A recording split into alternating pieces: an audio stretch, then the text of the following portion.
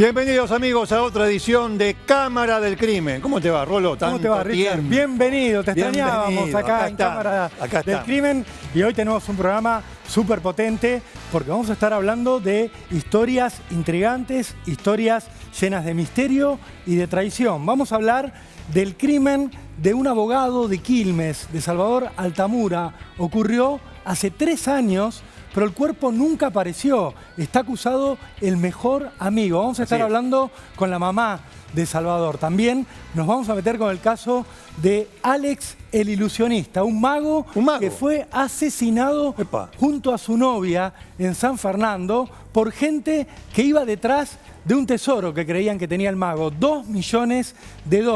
Otro caso que tiene todavía enigmas por resolver. Y como siempre, Richard, tenemos un desarmadero importante. Un desarmadero con un tipo, con un pájaro de cuenta, un asesino. Que no tiene pinta de asesino. Uno piensa, no, claro, con la gorra en la oscuridad. No. Este tipo atildado, de buena familia, que era un asesino. Pero no le voy a adelantar más. El desarmadero, imperdible. Bueno, vamos al primer tema. Arranquemos con... Vamos al caso de Salvador Altamura. Este es un caso de traición. Además de ser un crimen sin cuerpo, porque está desaparecido Altamura, la reconstrucción histórica indica que fue asesinado, lamentablemente. Pero además, hay otro personaje acá, que sí está vivo y que sí está preso, que es un traidor. Es una traición a 40 años de relación, de amistad, aproximadamente. Vamos a hablar de la desaparición, del asesinato de Salvador Altamura después de esta barrida.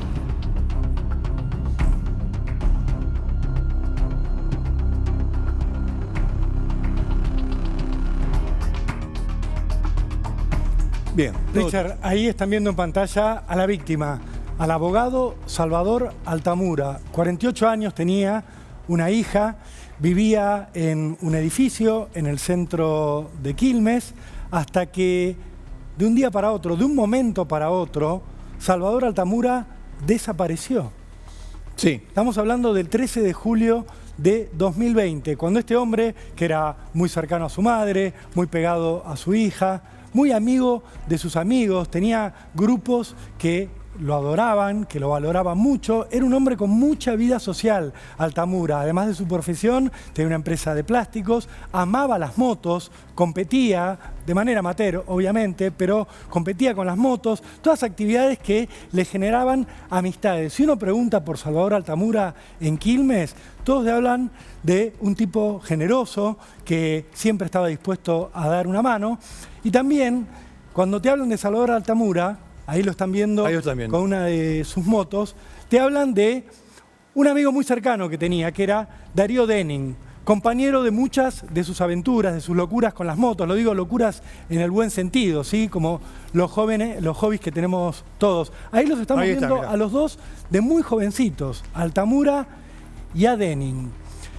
Altamura desaparece, como les decía, de un momento a otro, de un lugar de donde es difícil desaparecer.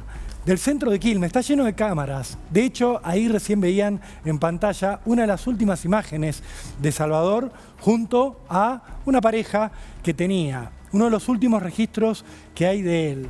Se sabe que aquel día de su desaparición, él estuvo con Darío Denning, que había salido a caminar.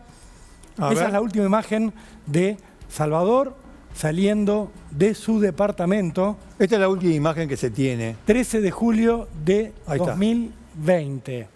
No se lo ve nervioso. No. No se lo ve apurado. No. No se ve nada que indique que él se sentía en riesgo.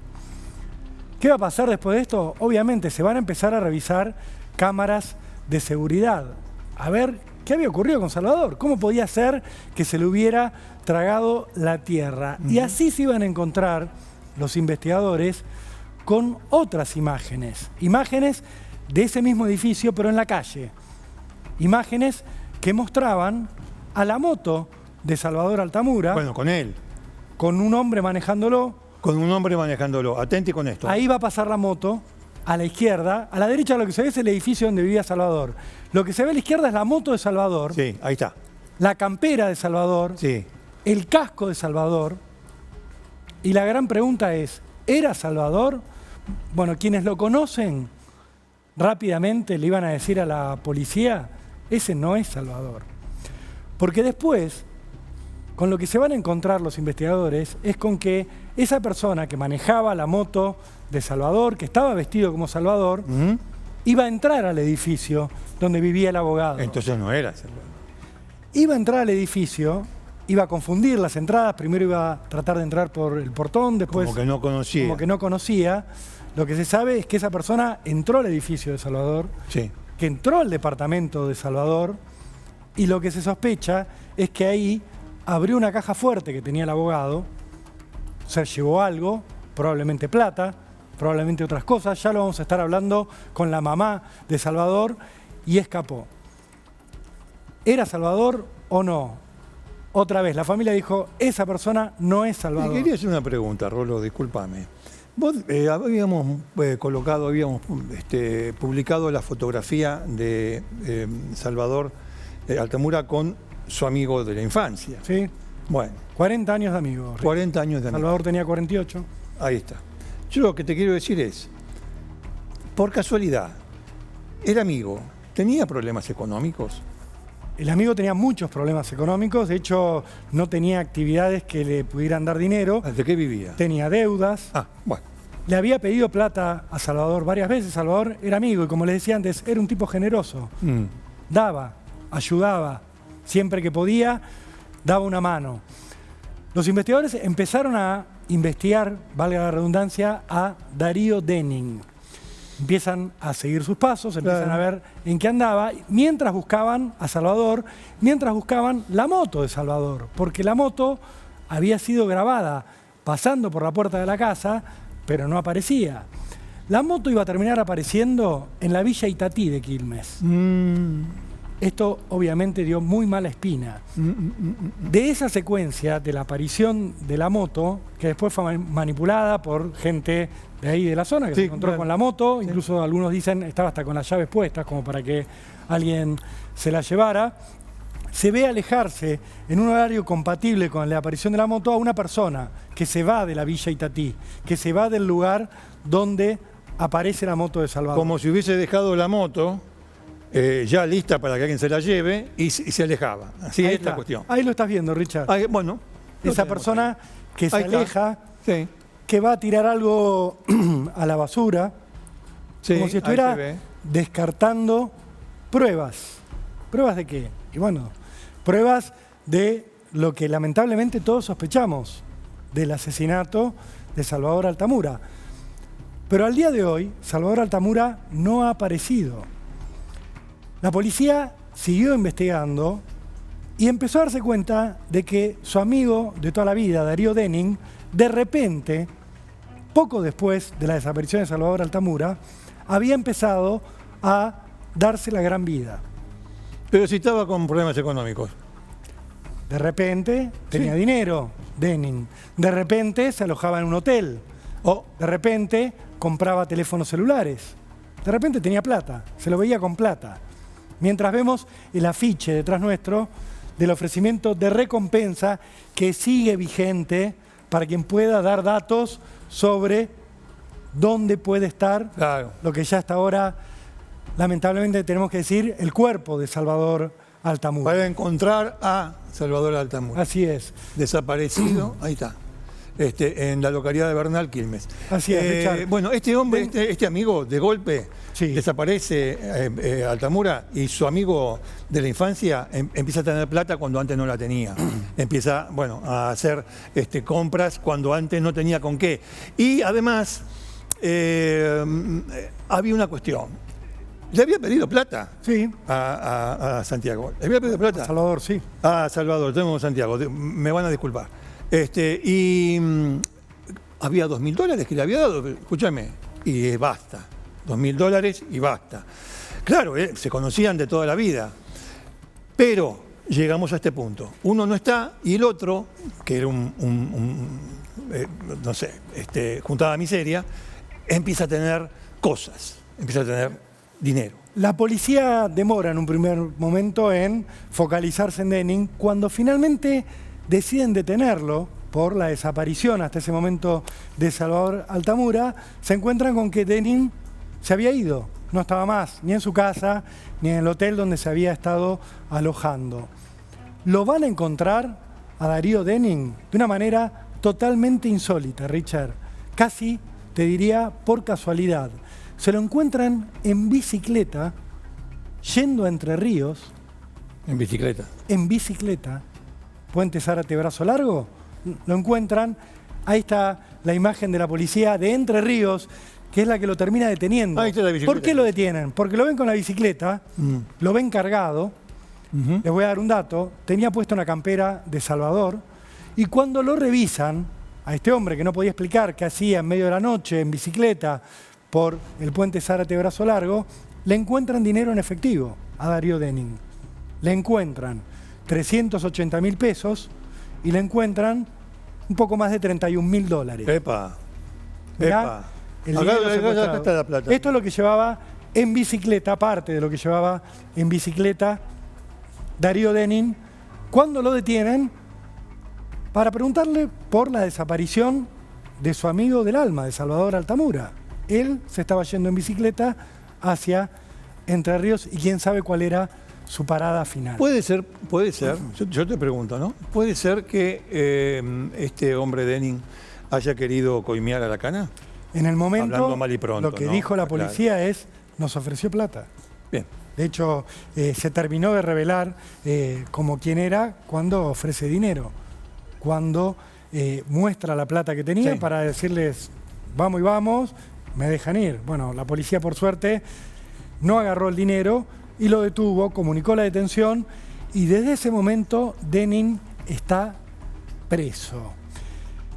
Lo que ocurre ahora son varias cosas. Primero, Denning está siendo sometido a juicio ahora por el crimen de Salvador Altamura. Por el crimen, asesinato, homicidio, ¿eh? Pero el cuerpo no está. El cuerpo no está. No es la primera vez, nosotros en Cámara de Crimen lo hemos dicho muchas veces, pero es bueno reiterarlo. Lo que hay que probar es la acción de matar, que alguien mató a otro. Eso es lo que hay que probar. No está el cuerpo, que generalmente da mucha información, pero hay ocasiones en las cuales el cuerpo no está, está desaparecido. No obstante, las circunstancias, los indicios para reconstruir la historia reciente de la víctima y tal vez del sospechoso o de ambos, permiten llegar a la conclusión de que uno mató a otro. ¿Esto quién lo tiene que decir? Obviamente hay sospechas al respecto, pero tales son las sospechas que hay un juicio contra Denning por homicidio. ¿Homicidio de quién? De su mejor amigo, de Altamura. ¿Se entiende? Se puede reconstruir históricamente y judicialmente el acto de matar. Ya ha pasado, Richard. Ha pasado en otros casos, por supuesto. La gente a veces confunde el cuerpo del delito con el cuerpo. No es así. El cuerpo del delito es efectivamente las pruebas que demuestran que se cometió el delito. Claro. ¿Se puede condenar sin cuerpo? Por supuesto. ¿Alguien piensa que Salvador Altamura está desaparecido porque él quiere? No, nadie. No. Insisto, tenía una hija, tenía una madre, de la que era muy cercano, tenía toda una familia, pero tenía muchos afectos. No era un hombre que fuera a borrarse por las suyas, y mucho menos cuando él ya sabría que lo están buscando por todos lados. Por eso es que a esta altura se presume con mucha certeza que fue asesinado y que lo asesinó su mejor amigo por codicia. Estamos hablando de codicia, palabra que se va a reiterar en esta emisión. Otra vez el tema de la codicia. Claro, le habíamos comentado que Denning no tenía un peso y que su amigo lo solventaba, etcétera, etcétera. Pero volviendo al hecho clave, hay un juicio y no hay un cuerpo, y el juicio es por homicidio. Si tiene 4 patas, crines, relincha, es un caballo. Acá es lo mismo, ¿eh? Acá es lo mismo. Bien, Richard, vamos a hablar con la mamá de Salvador Altamura, porque es una de las primeras personas que empezó a inquietarse por lo que ocurría cuando desapareció Salvador y que hoy está llevando adelante esta lucha para encontrar algo de justicia. Le agradecemos mucho que haya venido, señora. Muchas gracias a ustedes por invitarme. Muchas gracias por invitarme. Estoy dispuesta para lo que me pregunten. Lo primero que te quería preguntar es, ¿cómo te sentís hoy? Porque no te han dado todavía ninguna respuesta sobre dónde está Salvador Altamura. Vos das por hecho y ya vivís como una persona a la cual le mataron al hijo. ¿Hay alguna esperanza todavía que tengas? ¿Cómo te sentís en ese sentido? No, lamentablemente ya hace mucho tiempo que hemos, por decirlo de alguna manera, asumido que Salvador no va a volver. Porque, como bien lo dijiste hace un ratito, la familia, los negocios, la hija que se iba de viaje todo el tiempo con la hija. Él jamás hubiera desaparecido, como se dijo durante tanto tiempo, se hubiera ido por su propia voluntad o por lo que fuera. O, vamos a suponer que haya tenido algún problema, él hubiera encontrado la forma de comunicarse. ¿Me hubiera llamado a vos? ¿Hubiera llamado a la hija? Me hubiera llamado a mí, me hubiera llamado a alguien de la familia. Seguro, eso es seguro, no hay lugar a duda con eso. Y lamentablemente, digamos, de a poco como que nos fuimos dando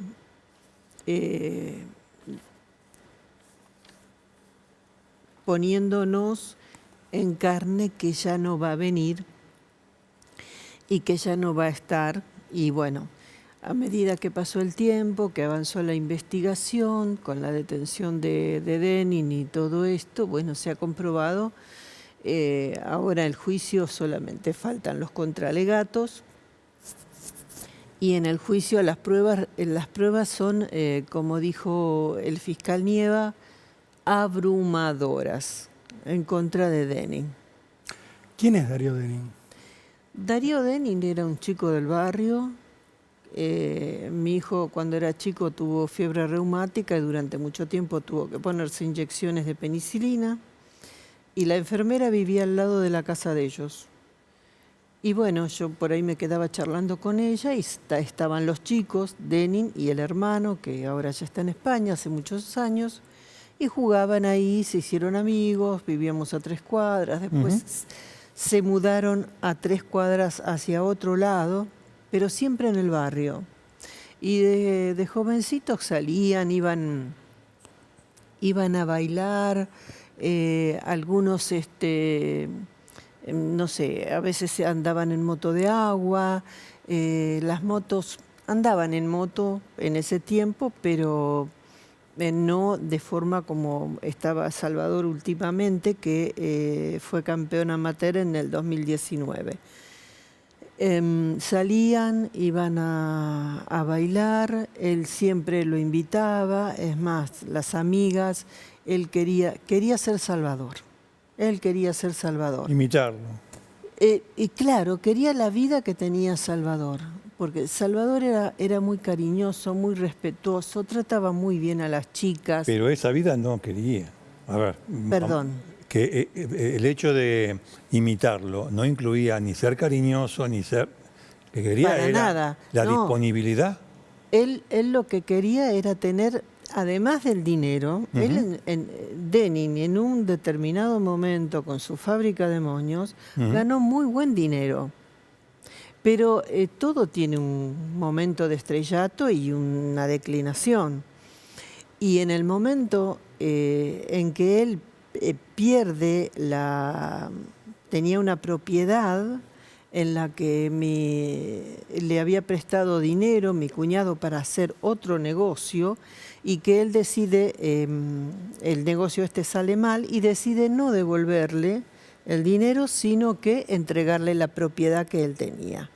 A partir de ahí, que no recuerdo bien la fecha, él como que empieza a declinar, oímos que se había ido a la costa a trabajar, después volvió, a donde aparece ahora en el galpón de la calle Sáenz Peña y Álvarez. Y ahí había puesto su máquina que él había armado para hacer los moños, estos moños fáciles. Pero quedó demostrado en el juicio que desde diciembre del año anterior, desde el 2019, esa fábrica no trabajaba. O sea que no tenía ingresos, Denning. No tenía ingresos por ahí. Él hacía parapente, instruía, acompañaba a la gente, pero aparentemente no fue un buen verano. Además teníamos el problema de la pandemia, que fue muy... no había nadie en la calle. No, nadie salía, nadie se animaba. Fue un momento muy, muy tremendo. Y no tenía ningún tipo de ingresos. Y Salvador me comentaba que le había un día así como al pasar que sí, que estaba con problemas de plata. Pero no era nuestro tema de conversación. Claro. La familia, los chicos, la nena, bueno, todo eso. Y lo que sí, los últimos 2.000, es más, no le pidió $2.000, le había pedido 10.000. Ajá. Y él le dice, no, ni a palos, ¿cómo te voy a dar $10.000? No hay trabajo para nadie, estamos en pandemia, no sabemos cuándo vamos a volver a trabajar. Dice, no te presto. Él le insistió, para hacerlo corto, le insistió hasta que finalmente le presta $2.000. Y le dijo, es lo último que te doy. Dice, no me ofrezcas ni el departamento de tu mamá ni nada. Yo quiero el dinero. Si no me lo podés devolver, te lo regalo. Porque somos amigos. Pero se acabó. Pero seguimos siendo amigos, pero el tema de la plata se terminó. No hay más plata. ¿Y eso cuánto tiempo antes de eso habrá sido, la desaparición de Salvador fue más o menos? Aproximadamente por el Día del Padre, porque fue en junio del 2020. Es por las referencias que yo tengo de la gente que se lo había comentado y me comentó a mí, pero no recuerdo yo la fecha exactamente. O sea, más o menos un mes antes de más o menos un mes antes había pasado esto, sí. Él tenía este galpón, Denning. Sí. En toda esta investigación, una de las grandes preguntas es ¿qué pasó con Salvador? ¿Qué le hizo Denning a Salvador? ¿Y dónde se lo hizo? ¿Qué es lo que se vio en el juicio? Lo que nosotros vemos en el juicio, y que ya habíamos visto un poco antes, que él dice que Salvador salió a 5 y 8 de la tarde, fue la última comunicación que con un amigo, y le dice, espérame que ya te aviso si van a ir a buscar los tambores de aceite que guardaban en el galpón de Denning. Y el amigo, Fernando Nanfaro, le manda un mensaje y llega y solamente un tilde. Y de ahí, 5 y 8 de la tarde, no contesta nunca más. Ahí se supone que estaban juntos Salvador ahí y Denning. Estaban juntos. Fernando Nanfaro lo confirma porque él le dice que está hablando desde ahí. Él, que también corre en moto, reconoce los ruidos de las motos de él porque las conocía, porque competían juntos, sí. Y se lo comentaba también. Entonces, él estaba ahí. Él lo ubica en ese lugar. La madre de su hija también, minutos antes habían estado hablando por la cuota alimentaria, la cuota del colegio, y él le dice que estaba ahí. Que estaba en el galpón de Denning. Exacto, que estaba en el galpón de Denning. O sea que la última ubicación de Salvador es en el galpón de su amigo. Es la última ubicación de Salvador con vida es en el galpón de Denning. Había cámaras en el barrio, pero ¿qué pasó? Incluso Denning tenía cámaras, que en el juicio él mismo dijo que esas cámaras nunca logró hacerlas funcionar. Pero ¿qué pasó? Se había cortado la luz a las 11 de la mañana aproximadamente y vuelve recién 7 de la tarde. O sea que no hay imagen. La fiscal, porque nosotros fuimos inmediatamente a buscar imágenes. Sí. Y la fiscal pide a Edesur y Edesur le comenta que no había previsto ningún arreglo no había habido ningún accidente o algo, sino que directamente había sido un sabotaje en ese transformador que está justo en la esquina de Denning. O sea que no hubo luz hasta esa hora. Y no se ve si entró, si salió, si vino. Lo único que se sabe, 5 y 8. ¿Usted relaciona el tema del sabotaje con esto? Sí, estoy segura porque Denning es un tipo muy inteligente. Hizo el industrial, cuando en el industrial se aprendía mucho. Además, su máquina de moños la había hecho toda él. Alguien que entiende diría es un desastre, pero funcionaba perfecta. Entonces, a mí no me cabe duda de que él algo tuvo que ver.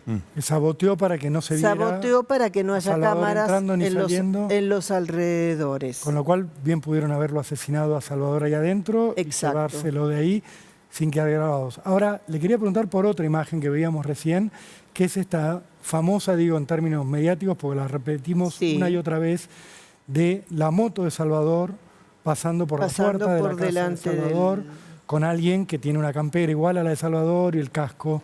¿Qué deducciones hacen ustedes de eso? O por lo menos, ¿qué quedó en el juicio probado? Pero en realidad, esa campera, Denning dice que tenía esa campera.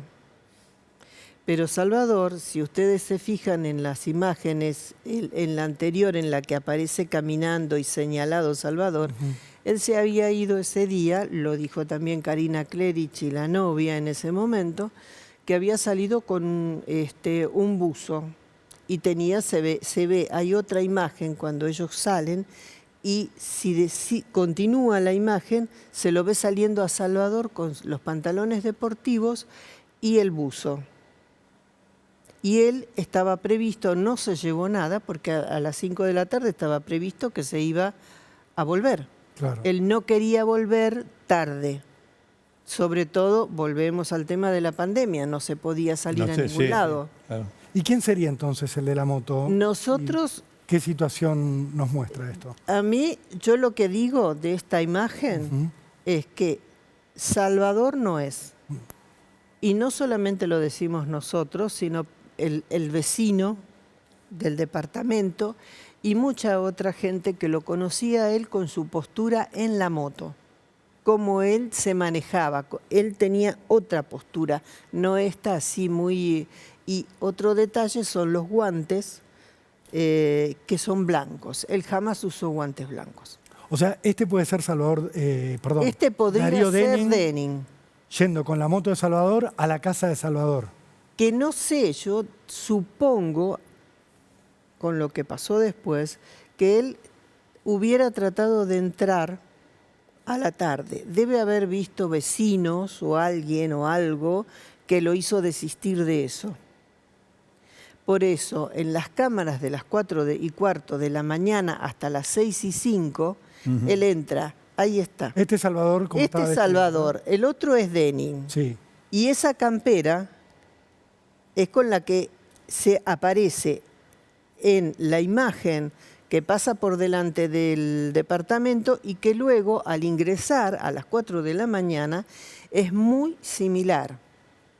E ingresa por el portón de cortesía y no por el portón, porque era todo un edificio inteligente, tenía llaves para todo. Entonces, ahí ya estamos hablando, para que la gente nos siga, de una situación posterior, ya en la madrugada siguiente a la desaparición de Salvador, en la cual Darío Denning habría entrado al departamento de Salvador. Cuando nosotros todavía no sabíamos que él había desaparecido. Por supuesto, claro. Ahí habría entrado Denning. Ya de madrugada habría entrado Denning. ¿Y qué habría ido a hacer al departamento de Salvador? A llevarse el dinero que Salvador tenía. Que nosotros sabíamos. ¿Cómo? ¿A robar? A robar, usted lo ha dicho.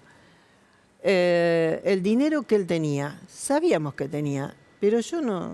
Nene, ¿cuánto tenés en la caja fuerte? Nunca le preguntaría eso a una mamá o un hijo grande. Yo no le pregunto, él me contaba que sí, que voy a hacer esto, que voy a hacer aquello, que iba a importar los neumáticos para competición en las motos, porque en ese momento no se estaban haciendo.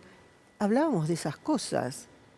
Y no sé, pero está acreditado con escrituras y todo, la legitimidad de ese dinero, porque también se puso en duda.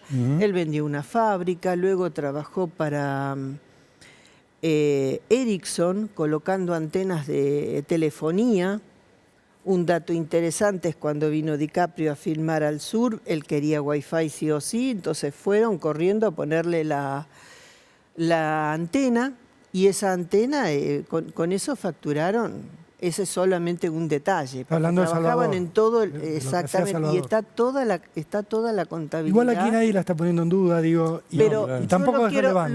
Lo quiero aclarar, porque se pone en duda de que si había o no había dinero en el departamento, porque no hay alguien que lo haya visto. Pero nosotros sí sabemos, porque lo había comentado. Entonces, él fue ahí a robar. Luego, a la noche, cuando Fernando, el amigo Fernando Nanfaro, no lo podía ubicar, se fue hasta el departamento, porque, oh casualidad, otro detalle interesante, que hacía más de una semana que el teléfono de él, siendo un iPhone de última generación, no andaba bien. ¿El teléfono de quién, perdón? El teléfono de mi hijo. ¿El de Salvador no estaba andando bien? No andaba bien. ¿Y usted qué sospecha de eso? ¿Por qué significa? Yo lo que puedo creer que Denning lo tenía a mano, porque Salvador iba a Galpón, Denning iba a comer con Salvador al departamento. Entonces, ya repito, es un tipo inteligente y habilidoso. Discúlpame, que me... No, estábamos hablando de lo que se pudo haber llevado Denning. Se llevó eso, en la caja estaban los pasaportes de él, los pasaportes de mi nieta, había un anillo de oro, había reloj, y había un par de escrituras, de cosas que no se llevaron. Ajá. O sea, se debe haber llevado efectivo. Se llevó todo el efectivo. ¿Qué hizo Denning después de la desaparición de Salvador? Porque la policía nos ha contado que empezó a mostrarse gastando... Ahora recuerdo, cuando Fernando Nanfaro lo va a buscar al departamento, el vecino le dice, no, mira, yo no lo vi, qué sé yo, pero tengo el teléfono del tío, ¿querés? Bueno, se lo da, mi cuñado nos llama a ver si estaba con nosotros, no está con nosotros, yo llamo a la novia, no está conmigo, le iba a mandar un mail porque no le anda el teléfono. Nuevamente lo del teléfono. Revisaron todo el departamento, él llegaba y bajaba las persianas inmediatamente, la cama no había estado usada, vino Karina Klerich y dice, no, la cama está como yo la dejé, él acá no durmió, así que, se hizo la denuncia. Por supuesto. Y mi cuñado llamó a Denning porque sabía de sus caminatas, a ver si él sabía algo. Entonces ahí aparece Denning, nervioso, exaltado. Mirá, ahí está Salvador con esta imagen cuando revisaron las cámaras del edificio. Denning decía, este Salvador ahí está vivo. Ese Salvador está ahí. Después van a la casa de mi nieta, porque tenía sincronizado los teléfonos con el de ella, para ver si lo podían ubicar. Claro. Entonces, la madre de mi nieta declaró en el juicio que cuando llega a la casa, le golpea desesperadamente la puerta y le dice, Salvador desapareció, cuando todavía no habíamos buscado, no habíamos nada. Él ya sabía que había desaparecido. Es muy extraño lo del teléfono. Sí. Es muy extraño lo del teléfono. Un teléfono que estaba sincronizado con el de la hija. Sí. En consecuencia, si no funcionaba ese teléfono, funcionaba mal, de alguna manera lo debió haber comunicado. Mira, si tengo este teléfono, no sé, se me cayó, le pasó algo, no me entra señal. Algo debió haber dicho. Sin embargo, el teléfono no funcionaba. Rarísimo. Funcionaba por momentos. Funcionaba por momentos, sí. No andaba bien. A veces hay mensajes que no llegaban. No sé bien. Dígame una cosa, señora. ¿Usted piensa que Denning actuó solo? No, definitivamente no. Definitivamente no. Definitivamente no. No sé con quién lo haría. Tengo mis sospechas, pero no tengo pruebas, no puedo dar nombres. Entiendo. Pero definitivamente no. ¿Y qué le indica que no actuó solo? Aunque no podamos decir con quién, digamos, pero Bueno, ¿qué movimientos hay que le hablan de eso? Porque Salvador confiaba en Denning. Y Salvador medía 1,95, pesaba 103 kilos, un tipo entrenado, y no lo hubieran querido ver enojado. Así que tuvieron que haberlo tomado a traición, o alguna otra persona hacer algo, o le pusieron algo porque estaban tomando mate, o porque estaban comiendo algo, o alguien lo atacó a traición. Ese galpón fue rastrillado. En el galpón. Usted piensa que fue en el galpón, entonces vale la pregunta. Sí. ¿Fue inspeccionado el galpón? ¿Fue rastrillado? Fue allanado varias veces. Varias veces. No obtuvieron No se elemento. obtuvo nada, solamente un montón de mugre, porque al decir de Denning, él tenía un departamento espectacular, que con jacuzzi, que con todo. Otro detalle, meses antes Salvador había cambiado el somier y le digo, ¿qué hiciste? Porque tuvo que hacer toda una maniobra para poder subirlo por el balcón. Le digo, ¿y qué hiciste con el otro? Dice, no, se lo regalé a Darío porque dormía en cama de clavos. O sea, todo le daba. O sea, él era generoso, a él no le importaba. Si veía que, no sé, necesitabas unos zapatos, te los compraba. Le quería preguntar por algo que pasó alrededor de un año después de la desaparición de Salvador, que fue una denuncia que hizo el hijo de Denning, que contó que entraron al galpón cuando él estaba durmiendo y lo atacaron a puñaladas al hijo de Denning, mientras su padre estaba preso por la desaparición de Salvador, y que trataron de matarlo. ¿Usted qué conclusión saca de ese episodio? ¿Fue real? O sea, el ataque sabemos que, porque yo mismo lo he visto, que estaba lastimado, pero ¿qué hay detrás de eso? ¿Qué pasó ahí? Yo creo que pocos días antes vos me hiciste una nota y estaba el doctor Brian Vidal, nuestro abogado, y él dio la cifra, que de acuerdo a todo lo que tenemos, por eso hice la aclaración de que estaba debidamente justificado, en esa caja había por lo menos $500.000. O casualidad, a la semana ocurre este episodio con el hijo. Cuando en una de las tantas conversaciones que tenemos con la doctora Santoro, la fiscal de instrucción, dice, no puede ser que alguien haya entrado ahí así como así, porque nosotros tuvimos que llamar a los bomberos para que abran con los aparatos neumáticos, porque no se podía abrir eso. El galpón no se podía tiene entrar. que haber sido una persona que los conocía o directamente que haya tenido una pelea con la esposa. Si lo entiendo bien, usted dice que cuando se hizo público que a Salvador le habrían robado $500.000, existe la posibilidad de que alguien haya ido a atacar al hijo de Denning, porque Denning se pudo haber quedado con más plata de la que ellos pensaban. Por supuesto, sería muy de Denning eso. ¿Algún cómplice de Denning, digamos? El cómplice o los cómplices, porque no sabemos. El fiscal, el doctor Nieva, lo pide prisión perpetua porque lo considera responsable de coautoría del crimen de Salvador. Coautor. Coautor. O sea, actuó con otro. Que actuó con otros. Claro, si no, no podría ser coautor. Señora, Denny, a todo esto, o durante todo este tiempo, negó. Supongo que habrá negado todo. Negó todo. Toda participación.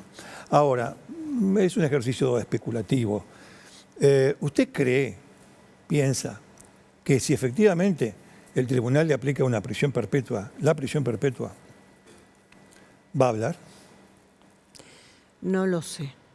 Yo quisiera creer que sí, porque en lo que, digamos, nuestro interés, porque también se ha dicho que queríamos recuperar el dinero y lo único que queremos recuperar es el cuerpo de Salvador Altamura para que tenga una digna despedida,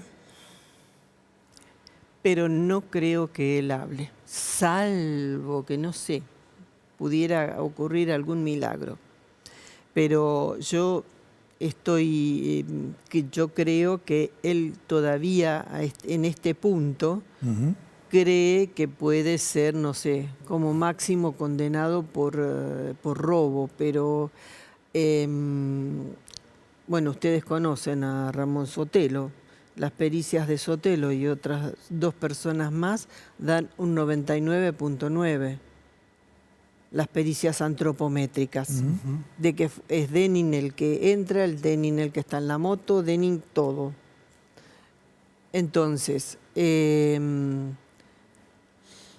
de todas maneras, en su imaginación, él cree que puede llegar, como no se encuentra el cuerpo, él cree que todo es... que no son contundentes las pruebas. Que puede zafar, digamos. Que podría, de última instancia, llegar a zafar, y eso es lo que creo yo, que por eso es que él no habla. Y una vez condenado, va a decir, bueno, es otro ejercicio de especulativo, que él va a decir, ah, sí, bueno, me condenaron, no van a saber nunca dónde está Salvador. Entonces... es muy feo decirlo, es muy triste, pero es así. ¿Qué necesita usted, señora? Que aparezca Salvador y que Denning sea condenado. Denning sea condenado, el fiscal, nuestro abogado y la abogada de mi nieta han pedido perpetua. Y yo creo que es lo que merece. Lo único que esperamos es poder recuperar el cuerpo de Salvador. Pero después, con respecto a Denning, es mentiroso, narcisista, egoísta, carece de toda empatía, porque también está en las pericias psicológicas. Así que no es mucho más lo que se espera. Confío en el tribunal. Maravillosa la presentación del fiscal Nieva, porque hizo toda una línea de tiempo que es realmente indubitable de que él hizo todo esto. Hay testigos que lo han visto, pero lamentablemente se perdió esa imagen cuando Denning deja la moto en la Villa Itatí. Porque es una cámara, porque muchas cámaras de Quilmes no funcionaban y tuvimos que recurrir a las cámaras particulares. Hay algunas que otras que sí, sobre todo en el centro, pero lo que fue al costado tuvimos que recurrir a las cámaras de los vecinos. Bueno, en definitiva, lo que queremos es recuperar el cuerpo de Salvador y que esta persona sea condenada. Bien. Gracias. Lo vamos a seguir, obviamente, el caso. Vamos a ver qué pasa con el fallo. Y a ver qué actitud toma después, ¿no? Vamos a ver, es una esperanza. Que no sabemos cuándo va a terminar. Es apostar a que el diablo una vez haga algo como la gente. Ojalá que sí. Ojalá. Ojalá. Le agradecemos mucho, señora. Muchas gracias. Gracias a ustedes por invitarme. No, por favor. Vamos a cambiar de tema, Rolo. Sí, vamos a ir a una barrida que tiene que ver con algo que sigue ocurriendo. No aprendemos más. Después de Cromañón hubo otros, no tan de tal magnitud, pero hubo otros. Después de Fernando Báez Sosa hubo otro. Ahora se llama Lautaro. Vamos a la barrida.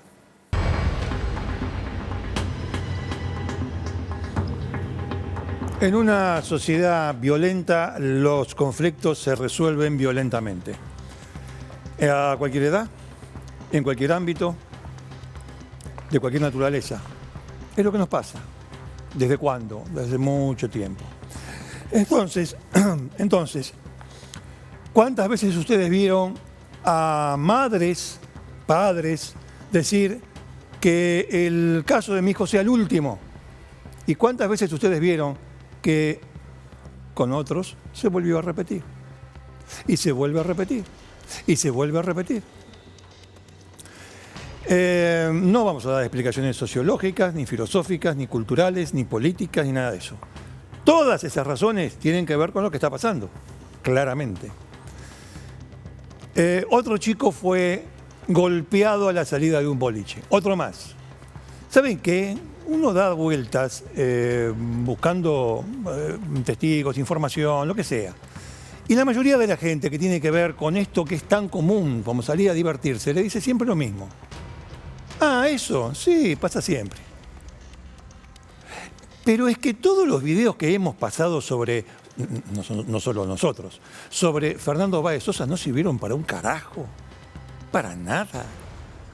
Todo lo que se hizo, se dijo, los idas y vueltas, con otro caso también de gran repercusión y que tiene que ver con lo social, como Cromañón, no sirvió para nada, no sirvió para un carajo. Seguimos siendo los mismos miserables de siempre, me incluyo, por supuesto. Estamos todos en el mismo territorio, estamos todos con la misma historia, estamos todos con la misma cultura. Y siempre hacemos las mismas cagadas. Lautaro se llamaba este pibe. Había ido 3 o 4 veces a bailar. Era la tercera vez que Lautaro Alvaredo, lo estaban viendo recién en pantalla, por eso se lo señalo, iba a bailar.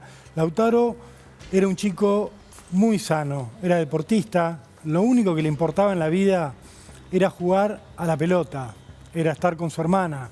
Era su papá, Diego, un colectivero que como podía se ganaba la vida, pagaba una obra social, la obra social de la UTA. Lo menciono porque, entre otras cosas tremendas que pasaron alrededor del ataque contra Lautaro, hubo una desidia total de las autoridades. Diego, el papá de Lautaro, llegó a decir: ¿qué quieren? Si la policía no es policía y los médicos no son médicos, ¿qué podemos esperar? A él le tocó lo que todos los que somos padres, los que son madres, tenemos terror. Decirle a nuestro hijo que se cuide, que vaya a bailar pero con cuidado. Era la tercera vez que Lautaro iba. Se fue a un boliche en el centro de La Ferrer con unos amigos. El papá se quedó despierto mirando una película hasta tarde. Le escribía: Lautaro, ¿cómo estás? Bien, pa, estoy acá en el boliche enfrente de la plaza. Bueno, alejate de los problemas. Le decía el padre, no porque Lautaro fuera a meterse en un problema, pero él tenía miedo de que quedara envuelto en algo que lo excediera. Sí, pa, no te preocupes, yo me cuido solo. Le volvió a escribir el padre en la madrugada, cerca de las 3 de la mañana. ¿Cómo estás, hijo? ¿Está todo bien, papá? Quédate tranquilo.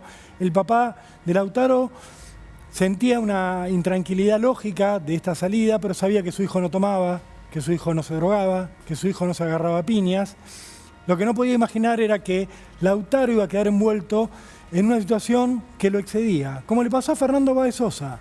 En el medio del boliche hubo una pelea, una discusión entre dos grupitos. Unos acusaban a otros de haberle tirado los anteojos al piso a un muchacho. Los anteojos se habían roto. Empezaron a discutieron con amigos de Lautaro. Che, páguennos los anteojos, le rompieron los anteojos. Hubo una discusión, la gente de seguridad del boliche, Richard, como suele hacer en estos casos, y como pasó en el caso de Fernando Báez Sosa, ¿sí?, echaron a los agresores del local, los dejaron afuera. Claro, no tomaron ningún otro recaudo. Y acá hago un punto. Si tenés un grupo violento, llama a la comisaría de la zona. Obvio. Che, manden un patrullero que hay unos violentos que los estoy sacando a la calle, porque vos los sacás del boliche, pero los tirás en la calle. Eso es no tener responsabilidad social. No. ¿Tiene que tener un boliche responsabilidad social? Sí. Obvio que sí. Sí. No es legal la obligación. No. Es social, es moral. Exactamente. Si tenés violentos, que tomaron, que se drogaron, no sabemos si este es el caso, pero si vos percibís eso, que están en una situación tal que no pueden convivir con otros adentro de un local bailable, y los echás, avisar a quien tiene autoridad en la calle, que vaya un patrullero. Bueno, estos pibes salieron, se quedaron afuera y esperaron a que salieran los que no eran violentos, los que no habían sido echados. Lautaro salió del boliche y cuando iba caminando, ingenuamente, 6 de la mañana, ya estaba rumbeando para su casa, le tendieron una emboscada, lo atacaron, le pegaron piñas, le dieron una trompada por la espalda, que lo hizo caer al piso, claro, a traición. Igual que Fernando Báez Sosa. Igual, Richard. Y una vez que cayó, lejos de apaciguarse los ánimos, lejos de alguno detenerse a pensar en las consecuencias de lo que estaban haciendo, vino uno y lo pateó en la cabeza. Otra vez. Patada criminal.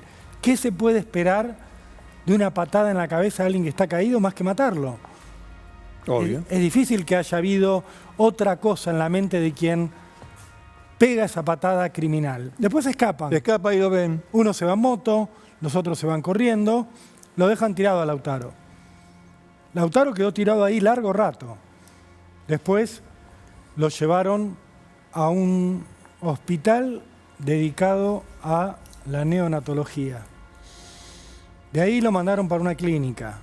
Se enteró el padre, dijo, no, yo tengo obra social de la UTA. Es lo peor que puede haber. Pago todo el tiempo. Ah, bueno, no, si tiene... Llévenlo, ¿a dónde lo pueden llevar? Al Balestrini, que es el hospital donde le podemos hacer una tomografía. Pero, ¿usted tiene obra social? Sí. Ah, entonces tiene que llevarlo a donde dice su obra social. Y mientras, Lautaro agonizaba. Y mientras, dice Diego, el papá de Lautaro, muchos de los médicos decían, está borracho este pibe, está así desvanecido porque está borracho. Le pasaban suero, como si necesitara hidratarse. Lo que necesitaba era que alguien atendiera lo que le habían hecho en la cabeza. 14 horas tardó en llegar la ambulancia que había pedido el papá de Lautaro a la UTA, a la obra social, para trasladarlo ¿a dónde? A una clínica de Moreno, porque tenía la obra social y le correspondía esa derivación. Diego nos contaba, Richard, Sí. iba 2 por hora la ambulancia. Sí. Y mi hijo se estaba muriendo. Y yo iba atrás con la camioneta. Tengo una camioneta viejita, rota, y no entendía cómo no iba más rápido la ambulancia, si yo podía ir más rápido. Cuando llegó al hospital, ya no había nada para hacer. Quedó en estado vegetativo, Lautaro. Tiene muerte cerebral. Sí, tiene muerte cerebral. Nada, a los que creen en los milagros. Sí, ya le han dicho al padre, desconectémoslo, done los órganos. Sí, pero bueno. Y bueno, y el papá que ya fue puesto durante toda esa jornada que les contamos, varias veces ante disyuntivas imposibles de tomar. Le decían, bueno, ¿usted lo quiere llevar a otro lado? Lléveselo, a su cuenta y riesgo. Cárguelo usted en la camioneta y llévelo. Y Diego decía, ¿y cómo voy a decidir yo sobre la vida de mi hijo? Los médicos tienen que resolver. La obra social se tiene que hacer cargo. Los médicos tienen que ser médicos y los policías tienen que ser policías. Dijo Diego con una lógica demoledora, Richard, porque encima de todo las respuestas están demorando muchísimo en llegar en cuanto a quiénes, cómo, cuándo, por qué fue lo que pasó alrededor de todo esto. Sí, muy lento todo, ¿no? Porque ya lleva unos cuantos días. Pero es muy elemental todo. A ver, hay oficios y profesiones que consisten en auxiliar al prójimo. Cada uno dentro de su expertise. La policía de una forma, el médico de otra, el abogado de otra, ayudar al prójimo, colaborar con el bienestar del prójimo. Así estamos, viejo. Después, yo no tengo una disyuntiva, no sé para dónde ir, no, en el plano político. Lo que pasa es que hay lugares que mejor no.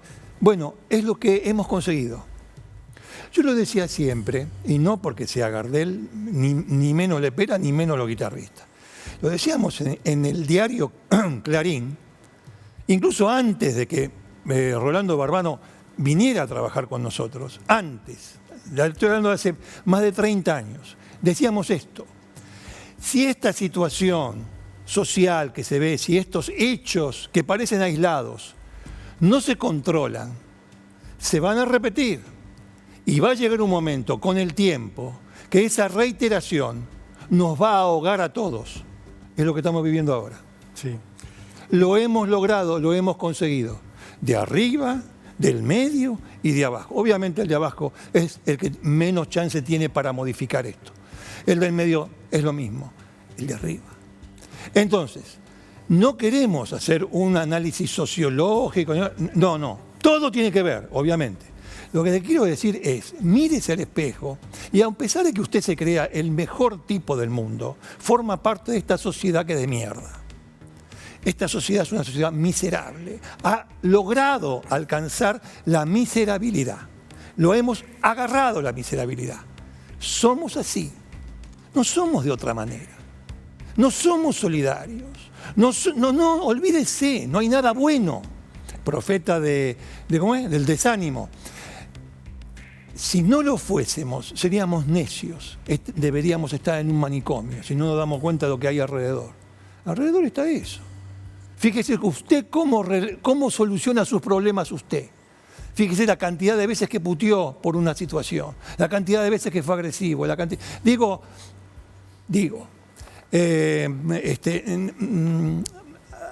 es toda una cosa formal.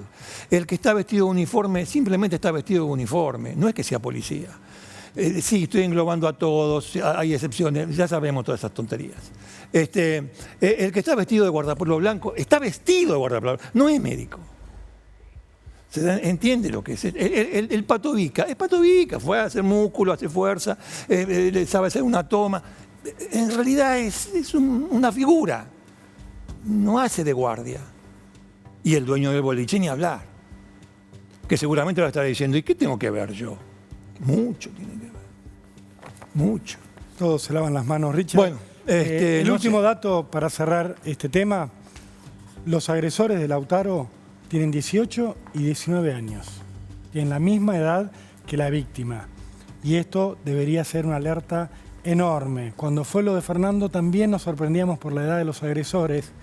Fernando tenía 18, lo agredieron pibes de su edad, de 20 años. Bueno, sigue pasando. Evidentemente, nadie le lleva el apunte a lo que está pasando en la noche, en la madrugada y con los chicos. Y con los mensajes que bajamos. Richard Pava, tenemos que cambiar de tema. No, por supuesto. Señores, vamos a cambiar de tema. Como ha dicho Rolando, vamos a ir a una cuestión que empieza con la magia y termina con una muerte. Vamos a esta barrida.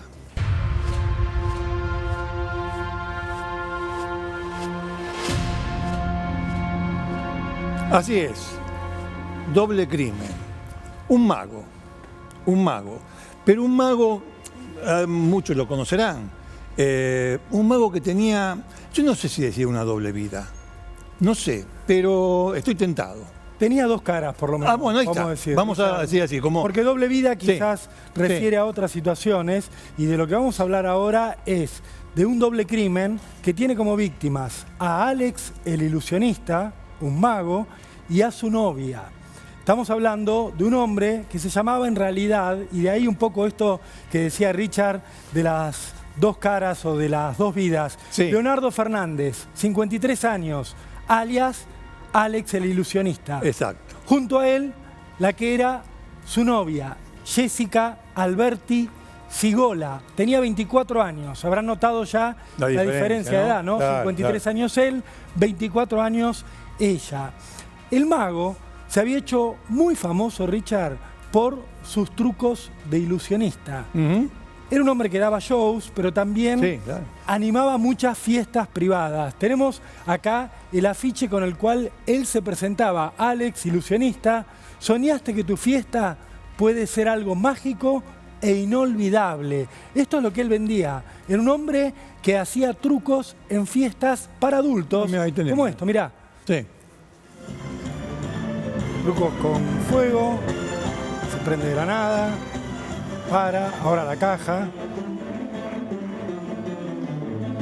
Claro, se lo podía contratar para cualquier fiesta o evento, ¿no? Siempre los magos animan las reuniones. Sí, está buenísimo tener un mago en una reunión. Alex era muy exitoso en su rubro, porque era bueno, según cuentan, como ilusionista. Le salían muy bien los trucos. Y era un tipo que se movía en un alto nivel socioeconómico. Solía dar fiestas, o solía estar en fiestas, en festejos, en barrios privados como los de Nordelta, la zona norte, era el lugar donde más se movía. Se promocionaba mucho. Si uno busca en YouTube, está lleno de imágenes de Alex, el ilusionista. Esa era la cara que veíamos todos, la cara que veían quienes lo contrataban para que animara una fiesta. Pero al mismo tiempo, Alex, según se iba a saber tiempo después, tenía otra vida que estaba vinculada, según creen los investigadores, con situaciones delictivas. ¿De qué se habla en esta causa? Se habla de venta de drogas, se habla de falsificación de dólares, de billetes falsos, y se habla también de estafas. Mira, hablando, vos sabés que... acá está con Copperfield, mirá. Mira, está con el mago estadounidense. Es que estadounidense creo que es. Sí, sí. Estafas. Es decir, aparecer con algo que en realidad no es. Bueno, es un poco lo que hacía. El tema es que en su vida ese engaño que estaba oculto, esas trampas que no se podían revelar, tenían que ver con lo ilícito. Acaba de decir Rolando, falsificación de billete, de dólares. Y además, este asunto de el tráfico de estupefacientes. ¿De qué? De cocaína. A tal punto que su novia, a la que habíamos visto antes, era adicta.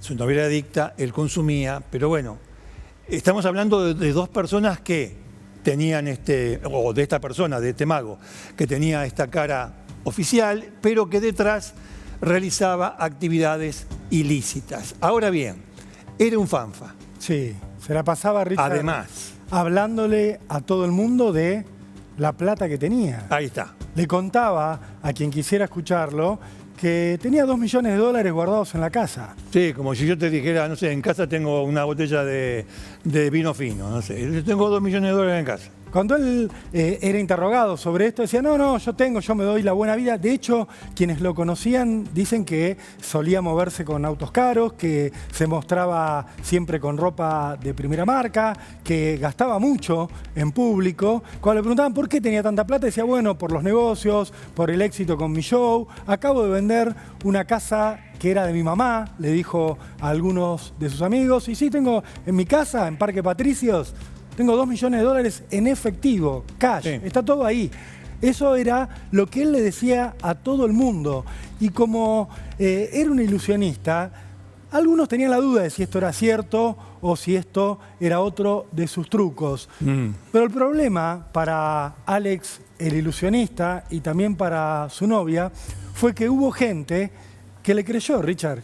Le creyó, se convenció de eso. Pero obvio, se convenció sobre todo, ustedes fíjense este punto. Habíamos dicho que él falsificaba dinero, billete estadounidense. Bueno, ¿lo que lo hacía solo? No, lo hacía con otro. Ese otro se la creyó. Se creyó que el mago estaba lleno de plata. El mismo, a ver, vamos a decir así, el cómplice en el tema de la falsificación de dinero y también de la compra y venta de droga, un socio, se la creyó. A tal punto que se la creyó que quiso comprobarlo. Quiso comprobar si efectivamente en la casa del mago había $2 millones. Pero para llegar a ese punto, lo que hizo este hombre, Rubén Grasso, junto a su hermanastro, Roberto Alegre, fue citarlo al mago Alex y a su novia en la casa de Grasso en San Fernando. Le dijo, che, vénganse a casa, tomamos algo, hablamos un poco de negocios y nos reunimos ahí. Esto fue el 24 de octubre de 2019. En la madrugada de ese día llegan Alex, el ilusionista, y su novia Jessica a la casa de Grasso, un departamento en San Fernando. Entran pasada la medianoche. Una hora más tarde, los vecinos van a llamar a la policía. ¿Por qué? Porque escuchan gritos, escuchan alaridos, escuchan signos inequívocos de una pelea muy violenta dentro de este departamento de San Fernando. Llaman a la policía y va la policía a este edificio de San Fernando. Ahí me tiró la gamba. El patrullero se acerca al lugar, mira, toca timbre, no investiga mucho más allá. No. Salen unos vecinos, mire que está la madrugada. No, yo no sé nada, acá no pasa nada. ¿Usted escuchó? No, nada. Y se acabó. Y se fue. La policía se fue del lugar. Se fueron. ¿Qué pasó a continuación? 24 horas más tarde, en Parque Patricios, una patrulla de la policía de la ciudad pasa por la puerta de la casa de Alex, el ilusionista, y ve que está todo abierto. Ve que hay un portón abierto, están las luces prendidas, el garaje abierto, un coche en la puerta. Para la policía, interroga a quien estaba en ese auto y era un remisero. El remisero empieza a dudar, se empieza a pisar, la policía entra a la casa, se encuentra con todo revuelto. Y ahí empieza una investigación. Esa es la casa en Parque Patricios de Alex, el ilusionista, o Leonardo Fernández, tal su verdadero nombre. Así lo encontraron, ¿ves? Así encontraron el lugar, un cuchillo, Sí. un desastre. Obviamente, ¿qué hizo la policía? Lo demoró a este remisero. Claro. Y el remisero, rápidamente, Richard, cantó todo. Empezó a Alexis decirle... Miguel Bonet. Alexis Miguel Bonet. Alexis Bonet le dijo a la policía, no, yo vine acá a traer a 2 personas. ¿A quiénes? A Grasso y a Alegre, a los hermanastros de San Fernando. ¿Dónde viven? En un departamento, les da la dirección. La policía entonces va hacia ese edificio de San Fernando, ahora ya con más ímpetu para investigar, entran al departamento de Grasso y adentro se encuentran con una escena aún más tremenda que la que acaban de ver. Lo que encuentran es a Alex, el ilusionista, asesinado. Lo habían matado ahí adentro, Richard, a golpes con un fierro que en la punta tenía un bulón para provocar más daño todavía. Sí. No, lo que se dice un arma impropia, pero arma al fin. Imagínense, un fierro industrial con un bulón en la punta. Lo encontraron, es decir, el ilusionista Alex murió de esa manera. Se defendió, según la información. Y la novia también estaba allí, en el dormitorio. Pero no le habían pegado con un fierro, con un hierro, no. La había apuñalado, por lo menos 3 veces en el cuello. Y sobre la cama estaba el cuchillo, usado para matar a esta muchacha, y también estaba el hierro. Trascendió en su momento que la agonía de los dos, de Alex y su novia, fue larga. Fue larga. Richard, eso abrió obviamente la especulación de que pudieron haberlos torturado para que dijeran dónde estaban esos $2 millones. La policía detuvo a Grasso, detuvo a Alegre, ya tenía detenido al remisero y ahora los 3 están sentados en el banquillo de los acusados. Y quien está llevando adelante la acusación es el fiscal Alejandro Musso, con quien estamos en comunicación en este momento, Richard. ¿Cómo le va, doctor? Lo saludamos desde Cámara de Crimen. ¿Cómo andan ustedes? Un gusto. Igualmente, doctor, igualmente. Bueno, ¿en qué momento, etapa se encuentra el proceso en la actualidad? Bueno, estamos en pleno debate, sigue la tercera jornada, hoy se llevó a cabo. Estimamos que por lo menos 3 jornadas más de debate la semana que viene y estamos en condiciones ya de avanzar con los alegatos y los pedidos de condena eventualmente. Así que estamos bastante avanzados, digamos. Doctor Musso, en un principio se dijo que probablemente las víctimas hayan sido torturadas. ¿Esto se ha verificado? ¿Es así? ¿Qué información nos puede contar sobre lo que se sabe de la mecánica del asesinato? Y no, esa versión inicial se sacó roto tras la autopsia porque no se verificaron, digamos, incidencias sobre los cuerpos que puedan dar cuenta de una tortura. Sí hubo agonía respecto al masculino especialmente, porque bueno, se pudo identificar que por el golpe no fue letal en ese momento, es un golpe con un objeto duro, romo, que se describiste vos recién, sería un hierro del 10 con un bulón en la punta y fue en la base del cráneo, lo que le generó una lesión que no lo mató en el momento, sino una sobrevida bastante larga, unas cuantas horas. No así respecto de Jessica Cibola, que es la víctima femenina, que sí falleció en el momento por un ataque con arma blanca a la altura del cuello, ¿sí? Pero no se verificó esa hipótesis de las torturas. ¿Sí? Yo creo que fue un ataque inmediato apenas ingresaron a la vivienda, en la hipótesis que voy a sostener por el momento. O sea, llegan los dos a la casa de San Fernando, los asesinan y después tardan horas en ir a la casa de Parque Patricios. Entiendo que fueron 2 veces. ¿Qué iban a buscar y qué encontraron, doctor, los asesinos? Fueron a buscar dinero, que es el móvil del crimen, así lo tenemos nosotros acreditados de la Fiscalía. Fueron en 2 oportunidades, pues la primera dejaron parte del botín. La casa es muy grande, yo estuve en el lugar, la de Parque Patricios, y es una casa enorme de 3 pisos, con lo cual era lógico que hayan dejado algo en el lugar.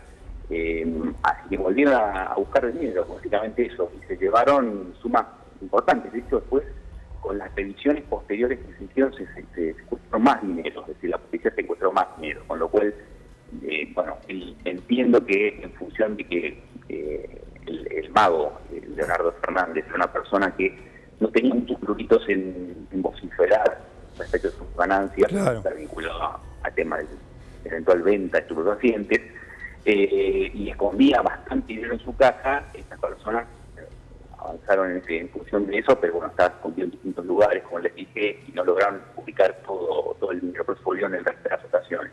O sea que aquella información de que la víctima decía que tenía dólares en su casa no era incierta, era verdadera.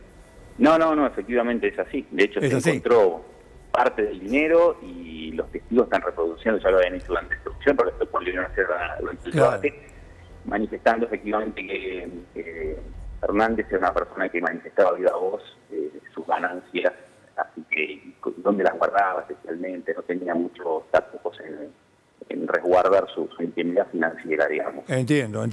Doctor, ¿también se encontraron billetes falsificados? Sí, se encontraron tanto en la escena primaria del hecho, unas falsificaciones burdas, como luego también en un allanamiento que se hizo. ¿Sí? Entendemos por las intervenciones telefónicas que se transcribieron que posiblemente ese haya sido un negocio que estaba en su génesis recién, el tema de hacer estafas mediante falsificación de dólares, pero eran burdas, ¿sí? Evidentemente no iba a ser algo que así en esas condiciones iba a funcionar. Claro. Doctor, también en algún momento de la investigación se habló del posible vínculo del mago Alex, de Leonardo Fernández, con algún hombre más pesado en el ambiente del narcotráfico. Se hablaba de un narco que se movía por la zona de Nordelta. ¿Eso se ha investigado? ¿Es así? ¿Se ha descartado? Esa causa avanzó en forma paralela, no forma parte de la investigación nuestra. La verdad que no tengo claro cuál fue el norte realmente que llevó esa causa, pero no hubo una vinculación directa con el homicidio, ¿sí? Es algo que surgió como una línea. Lo que sí pudimos identificar que estas personas que están detenidas no estaban vinculadas directamente con esa persona, sí eran conocidos de Leonardo Fernández, y sabían de la existencia de dinero producto de la comercialización de drogas, y fueron a buscar ese botín. Pero no está vinculada, en principio, y no tampoco en el juicio que estamos viendo, vinculada en forma directa a terceras personas que estén dentro de ese negocio. Doctor, le quería preguntar, a ver, Rubén Grasso y Roberto Alegre, los hermanastros, están imputados, están siendo sometidos a proceso por ser coautores de homicidio agravado, es evidente. Pero, ¿me puede explicar la situación de Alexis Miguel Bonet, el que nosotros decíamos el remisero? Claro. Bueno, Bonet participa en una secuencia inmediata posterior. Esto arranca un miércoles a la noche, y Bonet aparece en escena al día siguiente, casi un poco menos de 24 horas después. Lo van a buscar, se ha cometido el ilícito, pero lo que nosotros tenemos en principio es que sabía, ¿sí? Sabía del homicidio y participó activamente en cubrir sus huellas y luego llevar adelante la segunda parte del plan delictivo, que está concatenado. Porque lo que te imputamos es un homicidio agravado para encubrir un robo, ¿sí? Eso se llama criminis causa. Entonces, tanto es coautor la persona que presta asistencia antes, durante o después. En este caso fue inmediatamente después. Por eso la imputación respecto de Bonet, nosotros entendemos que sabía perfectamente la situación en la que había ocurrido, digamos, el ataque previo y el homicidio, participó de la secuencia posterior, fue la del robo, prestando asistencia necesaria, ¿sí? Doctor, por eso está imputado en las mismas... Entiendo, en las mismas condiciones que los otros dos. Acá hay una segunda víctima, que obviamente es la novia del mago Alex.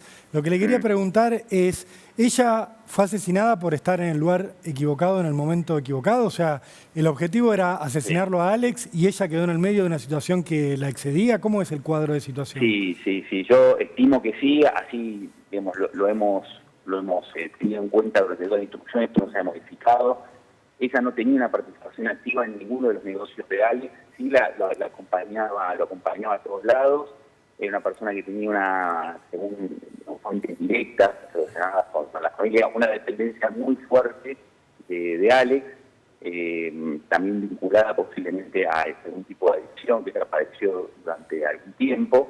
En función de esto, estimamos, y digamos, estamos de acuerdo con la familia inclusive, de que estuvo en el lugar indicado en el momento indicado. Claro. Básicamente ese es el motivo por cual terminó como terminó, lamentablemente. Doctor, ¿nos puede adelantar la pena que va a pedir? Sí, no queda otra que perpetua. Así Bien. como está la situación, y no se modifica, que cosa que entiendo que no va a hacer, voy a solicitar la pena máxima para los 3 imputados. Para los 3. Muy bien. Muy duro, bien. Doctor Alejandro Musso, le agradecemos mucho estos minutos con Cámara de Crimen. Ha sido usted muy amable. Por favor, un gusto. Que siga muy Igualmente. bien, adiós. Chao, chao.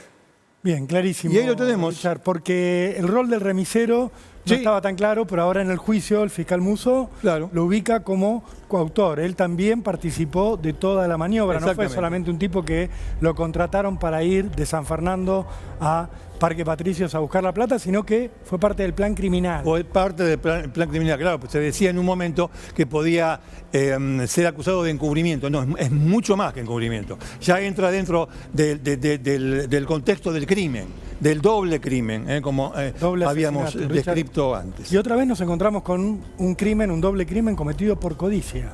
Gente Por codicia, que mata amigos, sí, conocidos. Sí. La por la cuestión plata. económica, la cuestión, vos fíjate, ¿no? Es del ambiente. Sí, la víctima no era un dechado de virtudes, pero no deja de ser la víctima de un crimen feroz. Y en ese ambiente, bueno, quiero tu plata. Sí. Así que vos tenés mucha plata, bueno, la quiero para mí. Y sí, es una de las definiciones generales, digamos, populares de codicia, porque codicia está en el Código Penal y tiene una definición muy precisa: apetito desordenado de riqueza. Pero bueno, a ver, lo hicieron por la guita, por la plata. Mataron a un hombre y mataron a su novia, que no tenía absolutamente nada que ver. Nada que ver, ¿no? Muchos Lo de la creen que chica. Grasso, el que encabeza todo este plan, lo acerca a Alex el ilusionista con este tema de vamos a falsificar dólares, venite a casa, Claro. que te muestro los dólares que estamos armando. Decía el doctor Musso recién, eran muy burdos los dólares, y quizás solamente era como una suerte de gancho, una suerte de anzuelo para atraerlo a lo que iba a ser una trampa mortal. Ustedes vieron cómo quedó la casa, o sea, y bueno, la confirmación de parte del fiscal de que sí, efectivamente encontraron dinero en esa casa, se lo llevaron el dinero, pero vieron todo lo que hicieron en la casa de Parque Patricios del Vago para justamente encontrar lo que estaban buscando, un botín cuantioso, y así fue. Bueno, lamentable la situación, pero llegó a la justicia y ustedes ya saben lo que va a pedir el fiscal. Perpetua para los 3. Richard, Rolo. tenemos que ir a un corte, me parece. Dale, corte y volvemos, dale.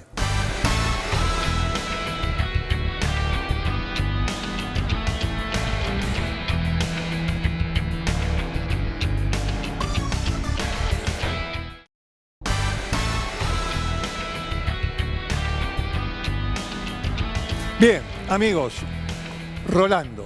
¿Qué momento ha llegado? Llegó Richard? ¿Sabe una cosa? Vos sabés que a mí me gusta ver el origen de algunas palabras.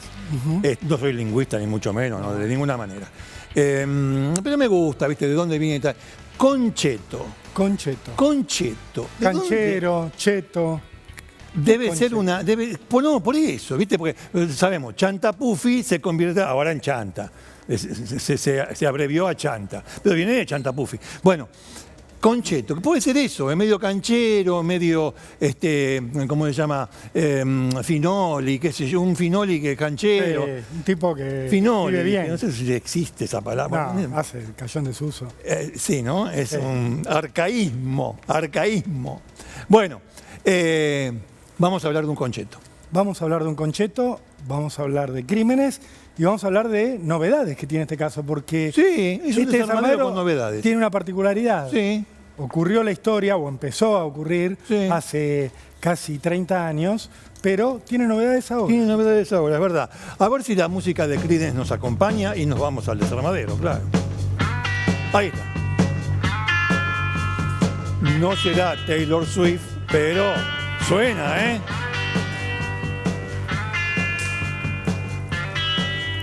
Bueno, muy bien.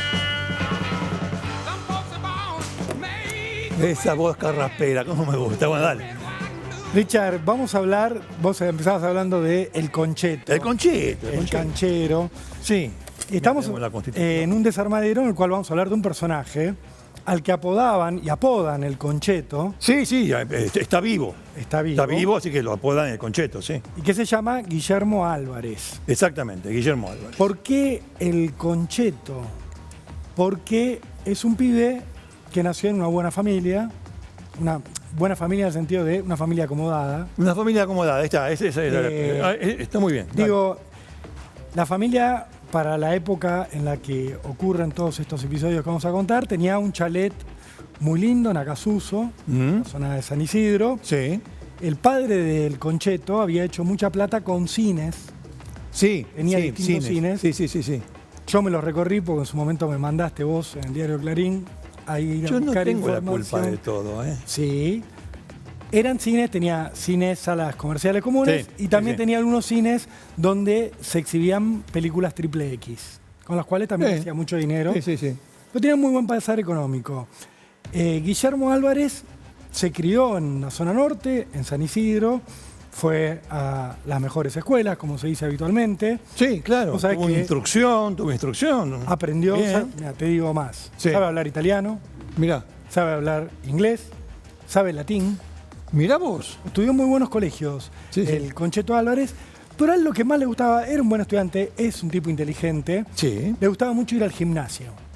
Ah, musculín. Sí. Sí. De hecho, algunos al Concheto Álvarez le dicen el Patovica Álvarez. El Patovica también, sí. Porque También así le decían, ¿por qué? Porque iba desde preadolescente prácticamente al gimnasio, se mataba entrenando, tenía los músculos muy marcados. Sí, claro. Y por eso era conocido, porque vivía bien, porque iba al gimnasio, pero también pronto empezó a hacerse conocido porque le gustaba la mala yunta, diría alguien usando otro arquetipo. Sí. ¿Sabes qué? Algún psicólogo o incluso algún filósofo te puede decir que el tipo buscaba una superación de esa forma. ¿De qué forma? Juntándose, reuniéndose con personas que no eran de su condición. Gente más pobre, que no tuvo la ocasión de ir al colegio, en fin, personas que vivían en asentamientos. Iba mucho a la Villa La Cava. Y él iba mucho, iba mucho a la Villa de la Cava. Había otra que ahora no se me escapó el nombre recién, que tiene Uruguay, ¿puede ser? Puede ser, para ahí está la calle Uruguay y hay una villita. Pues me parece. Bueno, en definitiva, un tipo. Iba en remis, ojo. Claro, ustedes, pero es como para subrayarlo. Un tipo de buena posición económica, social e intelectual se tomó un remis para ir a hacer relaciones con muchachos que vivían en asentamientos, en Villa Miseria. Y que obviamente no estaban a su altura en ningún aspecto. Eso provoca algo. Primero, tenés que meterte. Vos que sos sapo de otro pozo, tenés que meterte allí en un grupo que no tiene nada que ver con vos. Y segundo, si lo lográs, lo que obtenés también es liderazgo. Claro. ¿Entendés? Sí. Creo que surge naturalmente. Primero, la habilidad como para entrar en ese ambiente que no es el tuyo. La segunda es, si lo lograste, no lo lograste como pichoncito, lo lograste porque pisas fuerte, porque mandás vos. Y el tipo tenía la capacidad y la fortaleza como para mandar. Para ser jefe. Para ser el jefe, ahí está. De hecho, en algún momento, cuando él empieza a moverse en ese mundo, le empiezan a decir a su grupo la banda de los chicos bien. ¿Por qué? Claro. Porque era un grupo liderado por Guillermo Álvarez, pero que en realidad tenía integrantes que él conocía en estos asentamientos, que no eran chicos bien, eran gente que vivía en la pobreza y en la humildad, pero que tenía una particularidad, que se dedicaba al delito. De hecho, cuando empiezan las andanzas de esta banda, lo que ellos empiezan a hacer, lo que empieza a hacer este grupo liderado por el Concheto Álvarez, era ir a robar a restaurantes. Robar en restaurantes, con una trampa. Sí. Él entraba, generalmente él entraba, pispeaba el lugar. Como si fuera un cliente. Como si fuese un cliente, pedía algo, lo que fuese, y daba la señal para que entren los demás. No, te quería decir una cosa acerca de de Álvarez. Tenía 18 años, ¿eh? Sí, para la época... Para la época en que empieza con esto, que tenía 18, 20 años, ¿no? Que es 1996. 1996, sí, por eso vos dijiste antes... Álvarez. Claro, este es de antes, porque después no sé si lo habrán visto en la foto del juicio, pero bueno, este es Álvarez en su época. Claro, él nació en el 78. Miren, la diferencia cuando fue el juicio, que fue unos cuantos años después. Sí, ¿no? pero para el año 96 él había formado una banda. La policía iba a decir después que tenían pruebas de que esta banda había actuado en por lo menos 7 robos a restaurantes, todos restaurantes de alta gama. De alta gama, sí, sí. Yo te digo, robó en Dolly, esta banda. Ah, mira. ¿Te acordás donde el de Dolly Irigoyen? Donde Sí, Dolly Irigoyen, claro, el otro día la había. Policía presos que salían a robar de la cárcel. En Harry Cipriani, en La Parlacha. Sí, bueno. Digo, por dar algunos ejemplos para que la gente se ubique, siempre con esta modalidad.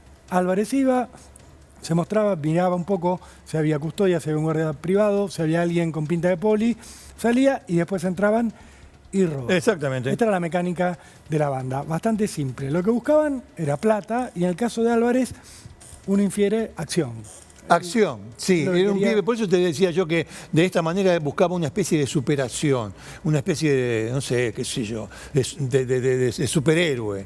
¿De qué manera? Bueno, él buscaba acción. Los otros, bueno, por ejemplo, a ver, Oscar el Osito Reynoso. Era uno de la banda, sí. de la villa. El Osito Reynoso es el Osito Reynoso. Qué sé yo, César Mendoza, lo tengo anotado acá los nombres. Oaki Ponce, Walter Ramón Oaki Ponce. Gente, muchachos de la banda, dirigidos por el Concheto Álvarez. Que tenía un ídolo, un referente, no sé si de ídolo, un referente. Bueno, ¿no? Tenía la habitación de su casa de acá Susa, llena de recortes de diario con notas sobre Carlos Eduardo Robledo Puch, el ángel de la muerte. Recordemos a la gente que Robledo Puch todavía está preso, fue detenido en el 71, 72, 11 homicidios y no sé qué cantidad de robos, 2 violaciones. ¿Cómo? 36 robos le probaron. 36 robos, 11 homicidios, todo eso en un breve lapso. Sí, 2 años. 2 años, ese 71, 70, 71, en fin. Bueno, era su ídolo. El ídolo de Álvarez. Ahora, en esta seguidilla de robos, Álvarez empieza a darse cuenta de 2 cosas. Primero, que tenían que conseguir autos de alta gama. Bien. Para llegar a estos restaurantes, ir incluso a restaurantes todavía más top, digo. Claro.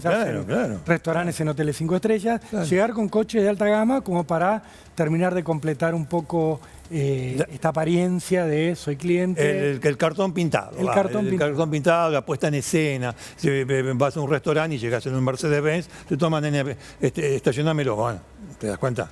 Y ahí es donde hacía obtenía la información para después robar. Bueno, pero le hacía falta un auto. Sí, estaban buscando un coche de alta gama. Dale. Julio de 1996, Richard. Sí. 26 de julio, sale la banda del Concheto Álvarez a robar por zona norte, como solían hacer, como arranque, como precalentamiento. Sí. Buscaban un Mercedes-Benz. Bueno, de hecho, mira, lo dije Mercedes justamente por el caso, ¿no? Se van para la zona de Martínez. Buscan la zona de los chalets, de casas... Hacía la pesca, ¿eh? Sí, la pesca. La pesca, bueno, donde hay, pim. Y de repente se encuentran con un Mercedes-Benz que llegaba a una casa, a la cochera, para entrar. Sí. ¿Qué hacen? Le caen encima a quien manejaba sí, que resultaría ser el propietario, un hombre de 42 años. Lo amenazan con armas para bajarse. No se sabe bien si se resistió este hombre o si fue... No, hay versiones, no se sabe. Que lo ejecutaron porque sí. La realidad es que lo terminan asesinando. Sí. Se llamaba Bernardo Loitegui, un apellido que quizás alguno con mucha memoria, con más años que nosotros, recuerde que era hijo de quien había sido ministro de Obras Públicas durante la dictadura de Lanuse. Lanuse, sí, la dictadura de Lanuse, sí, exacto. Pero nada, es una referencia solamente para que ubiquen a la víctima. Lo asesinan. 4 hijos. 4 hijos. 4 hijos tenía Bernardo Loitegui, hijo, justamente. Lo matan en la puerta Y lo de la matan casa. en la puerta de la casa. Me parece que, si mal no recuerdo, dos tiros en el pecho. Sí. Pero esto no los detiene, porque la banda sigue. Ya ahí te hago un paralelismo un poco con Robledo Puch en este sentido. A ver. Robledo Puch empieza robando también. Sí, empieza Roba, robando. roba, sí. se metía en locales de noche, Sí. roba, hasta que un día mata. Exacto. Y una vez que mata, empieza a robar y matar, Sigue robar y matando. matar. Ya no hay robo sin muerte. Exacto. Ya era Bien. parte de la mecánica. Ujú. No nos vamos a poner en peritos, pero es como si uno pensara, probó sangre. Sí. Y evidentemente estaba decidido a buscar más. En el caso de Robledo Puch se constató, y en el caso del Concheto Álvarez también iba a ocurrir esto. El tema de Álvarez y este primer robo, homicidio, él mata Ujú. a Loitegui. Sí. Él lo mata. Sí. Él dispara. Te digo porque, bueno, estaba con el Osito Reynoso, Sí, pero el que dispara es él. sí. De hecho, hay un remisero que después va a decir que lo llevó Sí, después del robo, de la y que muerte. le del dijo al asesinato. remisero, lo maté yo. Al empresario ese que están hablando se quiso retobar, lo maté yo. Se lo adjudican este remisero al Sí, sí, sí, Concheto sí, Álvarez. sí, sí. Lo cierto es que siguió esta escalada de robos y violencia del Concheto Álvarez y de su gente, siempre con el Osito Reynoso al lado. Disculpame, tenía 4 hijos Loitegui, una de los hijos de una nena de 12 años entonces, que lo reconoce por foto. Sí. Y también reconoce al Osito Reynoso, pero lo reconoce a Álvarez como el autor. Ella es la que dice porque ve desde la ventana Ahí está. de su casa lo que había ocurrido. Bueno, ¿Qué va a pasar después, Richard? Van a ir a robar a la zona de Belgrano. sí. En esa época había un pub muy conocido, dije pub, le decían pub en ese momento. Sí, le decían No, pub. digo, parece como el viejazo, pero No, pero decís así. era un pub, Company se Pub llamaba. Company, sí. Era bastante conocido. Una esquina. En una esquina, tenía teléfonos para llamarte de mesa a mesa, para Sí. jugar. O sea, Sí. vos estabas con Ahí, un grupo de amigos, casi veías un grupo. Migueletes. Claro, ¿No? Miguelete. Miguelete, en la esquina. Bueno, en fin. Un local grande, En Richard, Belgrano, entre Belgrano y Palermo. donde podías llamar de mesa a mesa. Sí. Se usaba en una época, sí, no existía WhatsApp, olvídate. No. Y era, che, llamémoslo de la mesa 15, de las chicas. Llamabas, entablabas conversación. Sí.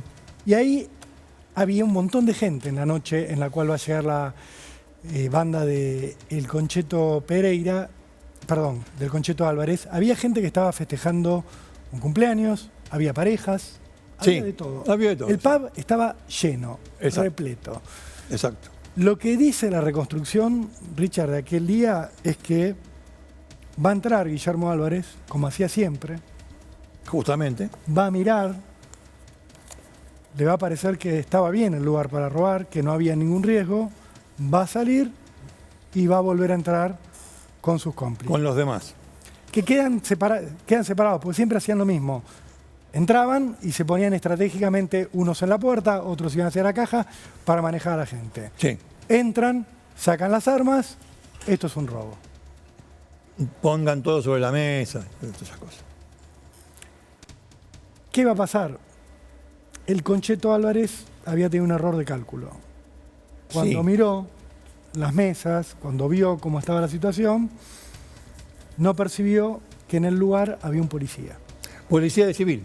Policía de civil. Policía de civil. Está bien, vos dirás, ¿cómo lo va a oler? ¿Cómo lo va a sentir si no tenía uniforme? Si era un policía que estaba con la novia, tomando algo.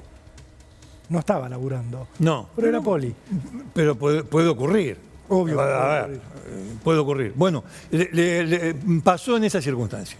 Estaba con la novia, sí. Y el policía, cuando era evidente el robo, se identificó como policía y dio la voz de alto. Sí, el oficial Fernando Aguirre se llamaba. Se Sí. para, da la voz de alto, empiezan los tiros adentro del pub. Ese fue el tema.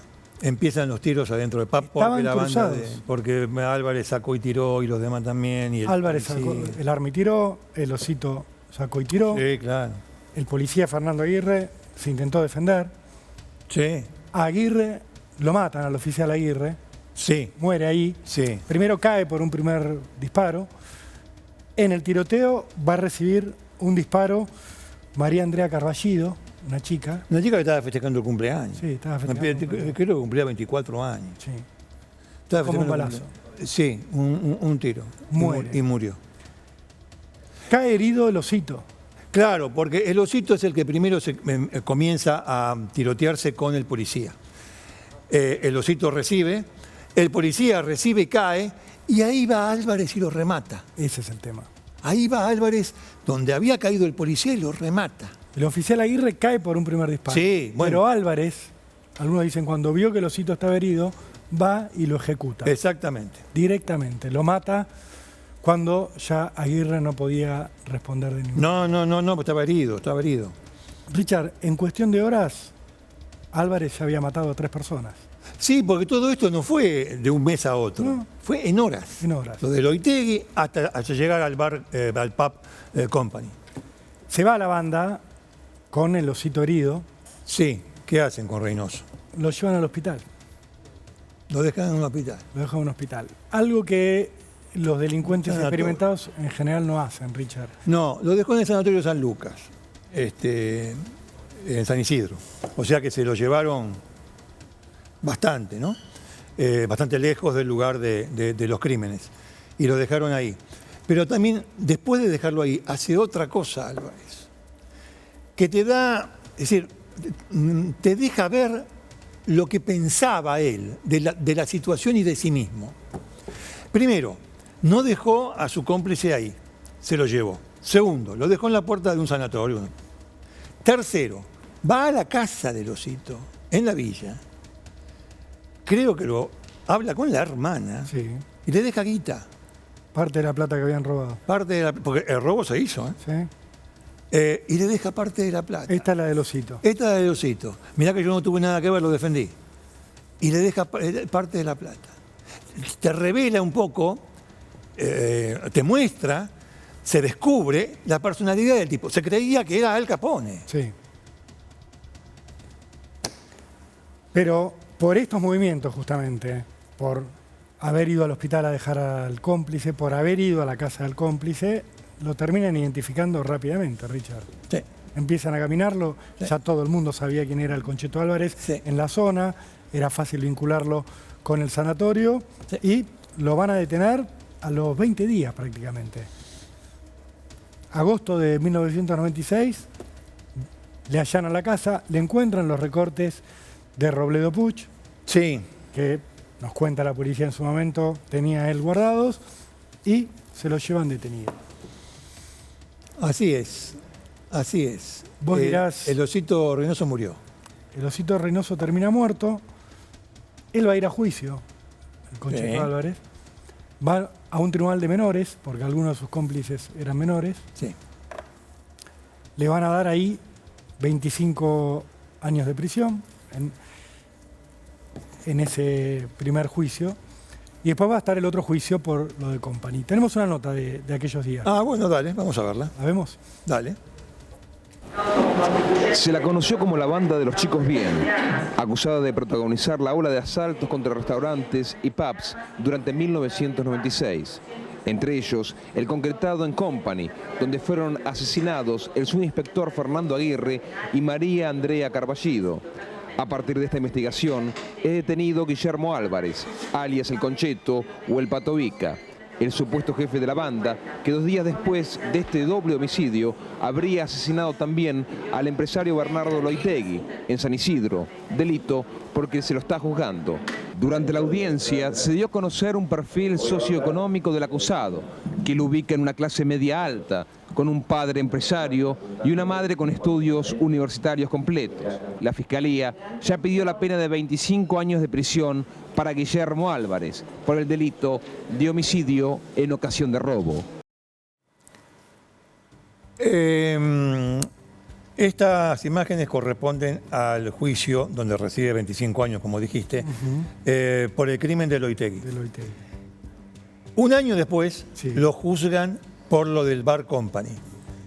Y ahí le dan perpetua. Perpetua más reclusión por tiempo indeterminado. La misma pena de su ídolo Carlos Robledo Puch. Robledo Puch tiene reclusión perpetua más accesoria de reclusión por tiempo indeterminado. Este tiene prisión perpetua más accesoria de reclusión por tiempo indeterminado. 3 crímenes, Richard. 3 crímenes. Prisión perpetua. Él va preso. Está preso en la vieja cárcel de Caseros. Sí.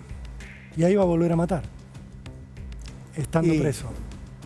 Y viste, qué sé yo. Se tenía que hacer respetar.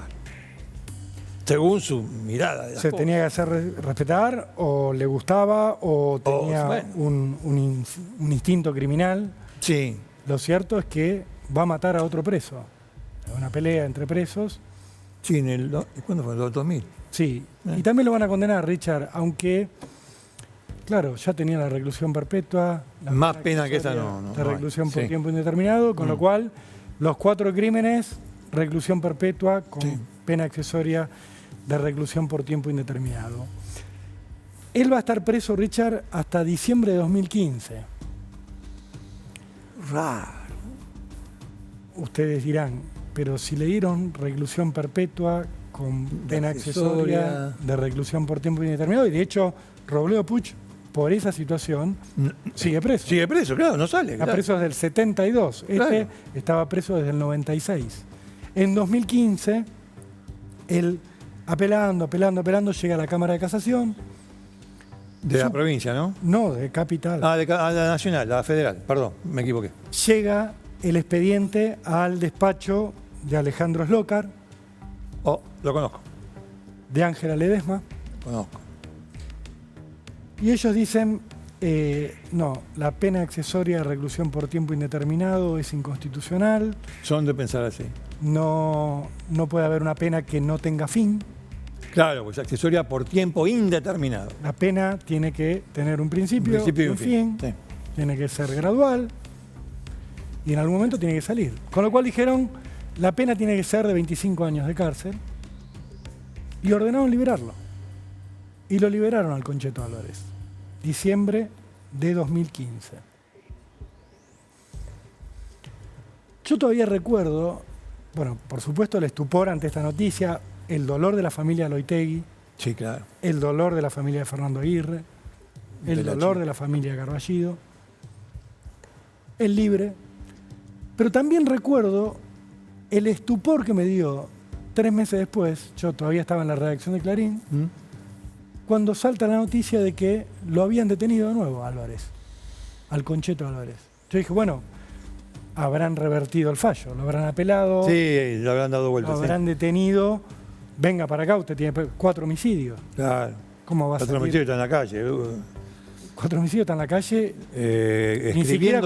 Ni siquiera cumplió 25 años. No, por eso, escribiéndote algún mundo, ¿eh? Sí. En tribunales, escribiendo. No llegamos a Marte en 2 días. No, ¿qué 2 días? En 2 horas. No llegó a los 19 años. Escribiéndote, qué sé yo. Bueno, dale. Pero no había sido así, Richard. No, ¿qué pasó? 23 de marzo de 2016, una financiera. Sí. Sale de la financiera un joven, si no me acuerdo mal, colombiano, que había ido a cambiar dólares. Había ido dólares. Sale con plata de entonces, 2016, 67.000 pesos. No era poco. No, era un dinero. Era un dinero. Digo, no hagamos el cálculo de la inflación. No, porque se fue todo el carajo. No. ¿Sí? Pero 67.000 pesos, 2016, lo atracan, lo asaltan. Alguien que estaba dateado. Estaba dateado, bien dicho. Lo asalta, sabía que salía con plata, le arranca el morral, con tan mala suerte para él, pleno San Telmo, que había un policía avispado, lo persigue. Menos mal.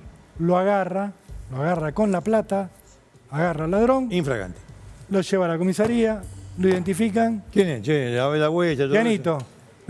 Pianito, toca el pianito. Pianito. Pim, pim, pim, pim. ¿Quién es? ¿Quién es? Guillermo Álvarez, el Concheto. Choreando. Bien. Va preso otra vez. Y ahí empieza toda una discusión otra vez sobre la pena. Sobre la pero están mandado a hacer en tribunales para esto. Sí, ¿eh? Sí. Y él se convierte otra vez en líder de presos. Claro. Porque él había aprendido desde los 18 años a ser líder. Primero con los muchachos, los chorros de la villa, y después en la cárcel. Y bueno, vuelve a la cárcel y se convierte en... Bueno, hay una palabra vulgar para referirse a los jefes en la cárcel, ¿no? Sí. Pero tan eso que vos decís era... ¿Vos te acordás en abril de 2020 cuando empezó toda la cuestión de la liberación de presos de las cárceles en Provincia de Buenos Aires por el COVID? Que decían, van a morir todos los presos porque si entra el bicho. ¿En el 20? Sí, ahora, sí, bueno, sí, me acuerdo. En Devoto rompieron los techos. Sí, me acuerdo. Prendieron fuego el techo, salieron los presos al techo, diciendo, libérennos a todos, porque nos vamos a morir de COVID. El bicho es más hijo de puta que nosotros. Sí, nos van a matar, el COVID nos va a matar. Sí. Cuestiones humanitarias, motín, guardias ahí adentro, guardias como rehenes, los presos tomando el control de la cárcel. Va una delegación del Ministerio de Justicia de la Nación, va Juan Martín Mena, no sé si... Me suena. Si te suena alguna causa. Sí. Va como representante del Ministerio de Justicia y dice, bueno, a negociar con los presos. ¿Qué necesitan? Que venga el representante. Se sienta el representante. Guillermo Álvarez, mucho gusto. Negocian con Guillermo Álvarez y él dice, bueno, se tranquiliza el motín, nos dan garantía de que vamos a tener... Mirá que en la cárcel hay tipos pesados. Mirá que tipos muy pesados. Bueno, él negoció. Él negoció. Y nada menos con un negociador de fuste como Mena.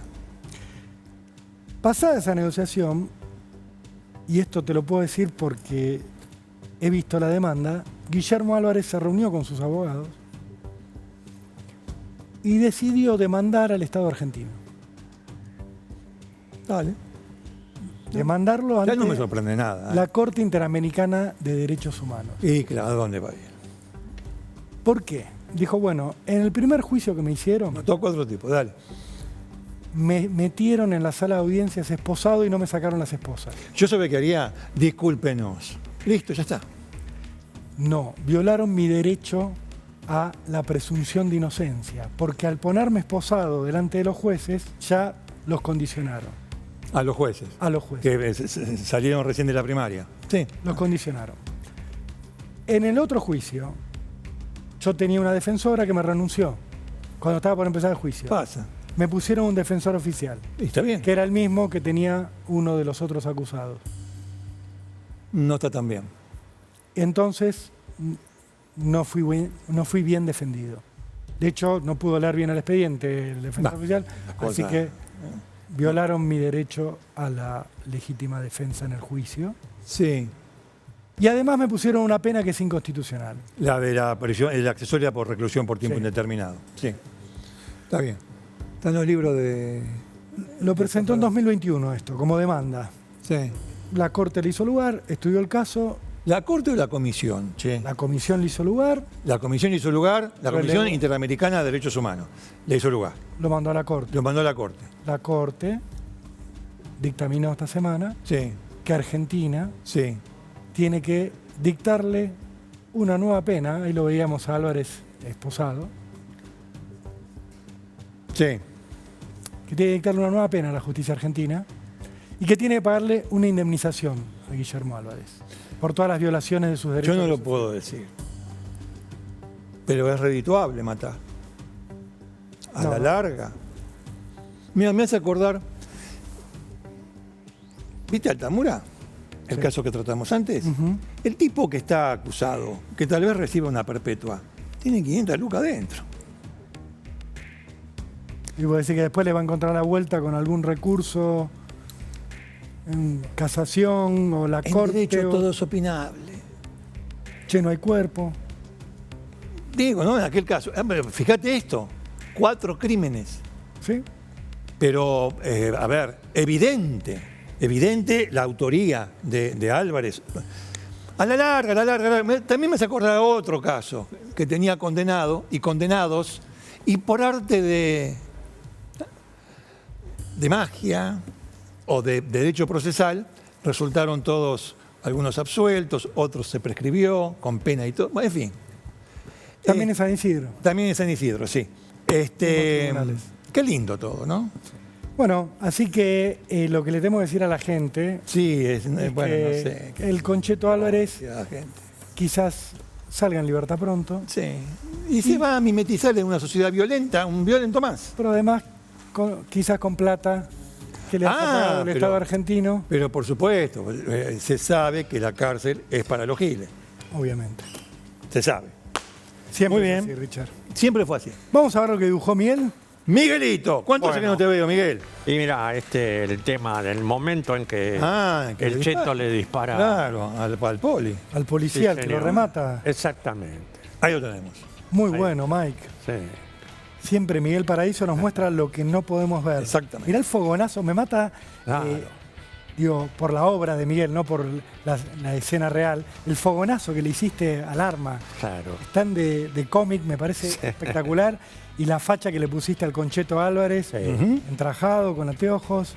Espectacular, perfecto. Miguel. Sí. Si quieren Muy bien, ver más de Miguelito. lo que hace Miguel, en Instagram, Sí. Miguel Paradiso Arte. Arte. Esta y todas las obras que hace para Cámara del Crimen. Muchas gracias. Bárbaro. Gracias a vos. Bueno. ¿Vamos a un corte? Dale. Dale. Vamos.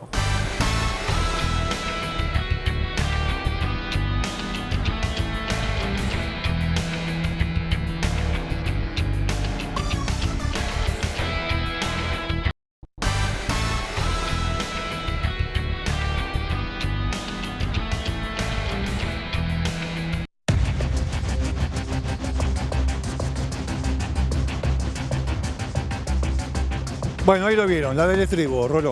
La del estribo tiene que ver con Elian Valenzuela, más conocido como Elegante, quien en estos últimos días se estuvo mostrando en distintos programas de televisión, lo habrán visto, departiendo amigablemente, mostrándose como una persona que solo piensa en la música, en su arte. Y discriminado también, se mostró Sí, como se mostró discriminado. atacado, perseguido No, políticamente. sí. Lo que tenemos que contarle es que en este momento la situación legal de Elegante es muy complicada. ¿Por qué?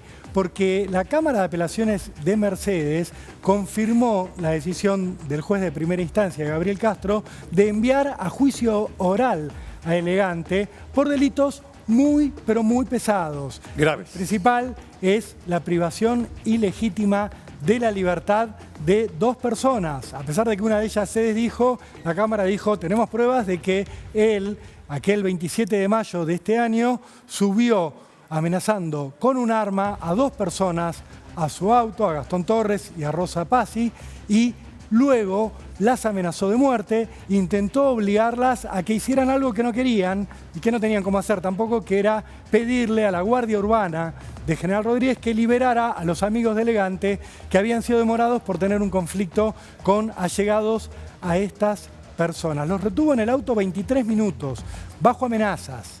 Los llevó finalmente a una estación de servicio.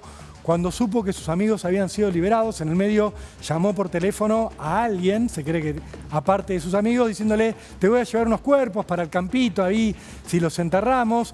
Una situación tremenda. La privación ilegítima de la libertad, Richard, es un delito grave, y mucho más cuando hay una coacción de por medio, cuando lo que se está buscando es obligar a alguien a que haga algo que no desea. Eso es coacción, claro. Está bien. Lo que ha hecho ahora la Cámara es decir, Elegante, está libre, pasó 100 días preso, pero le dio el juez una polémica excarcelación, pero tiene que ir a juicio oral por estos delitos. Y además, Hay uno más. recuerden esto, la Cámara ya dijo que Elegante debe volver a prisión. La Cámara no está de acuerdo con la decisión que tomó el juez de primera instancia de liberarlo, de darle una excarcelación a Elegante. Dijo, no, tiene que estar preso. ¿Por qué? Porque hay riesgo de que apriete a los testigos, porque de hecho a la esposa de una de las víctimas le prendieron fuego el auto en la puerta de la casa, porque de hecho una de las víctimas, Rosa Pazzi, cambió su testimonio. Se desdijo, claro. Se bueno, desdijo. tenés. Esto es un indicio de que puede haber algún tipo de accionar para obstruir el resultado del proceso, con lo cual la Cámara ya dijo, Elegante tiene que estar preso. ¿Qué pasa? Estamos en la provincia de Buenos Aires, los abogados de Valenzuela apelaron ante Casación y hasta que Casación no resuelva sobre lo que dijo la Cámara, no va a ir preso o no va a mantener su libertad de manera definitiva. Lo cierto es que ahora está elevado a juicio y con riesgo cierto de volver a la cárcel, Richard. Te agrego un delito más, la tenencia de estupefacientes, Sí, marihuana. Que primero había tenido una falta de mérito, pero ahora dijeron no, que falta de mérito. A juicio. Sí, la Cámara dijo que hay tenencia simple. Hay tenencia simple. Bueno, esa es la situación de Elegante. Es decir, en teoría, ¿no? En teoría. La fama, la guita, la música, los sponsors, no te da impunidad, hermano. Responde como corresponde. Si sos inocente, se le declaró tal. Si sos culpable, recibirás una pena. ¿Listo? Bueno. No hay tiempo para más, Richard. ¿Te andiamo? Sí. Saludos familia de Palma, a la familia de Palma por los libros, la editorial Hammurabi, los libros de Hammurabi, y a Agustino, a Gustavo Arce. Ahora sí, vamos. ci vediamo fra una settimana. Arrivederci.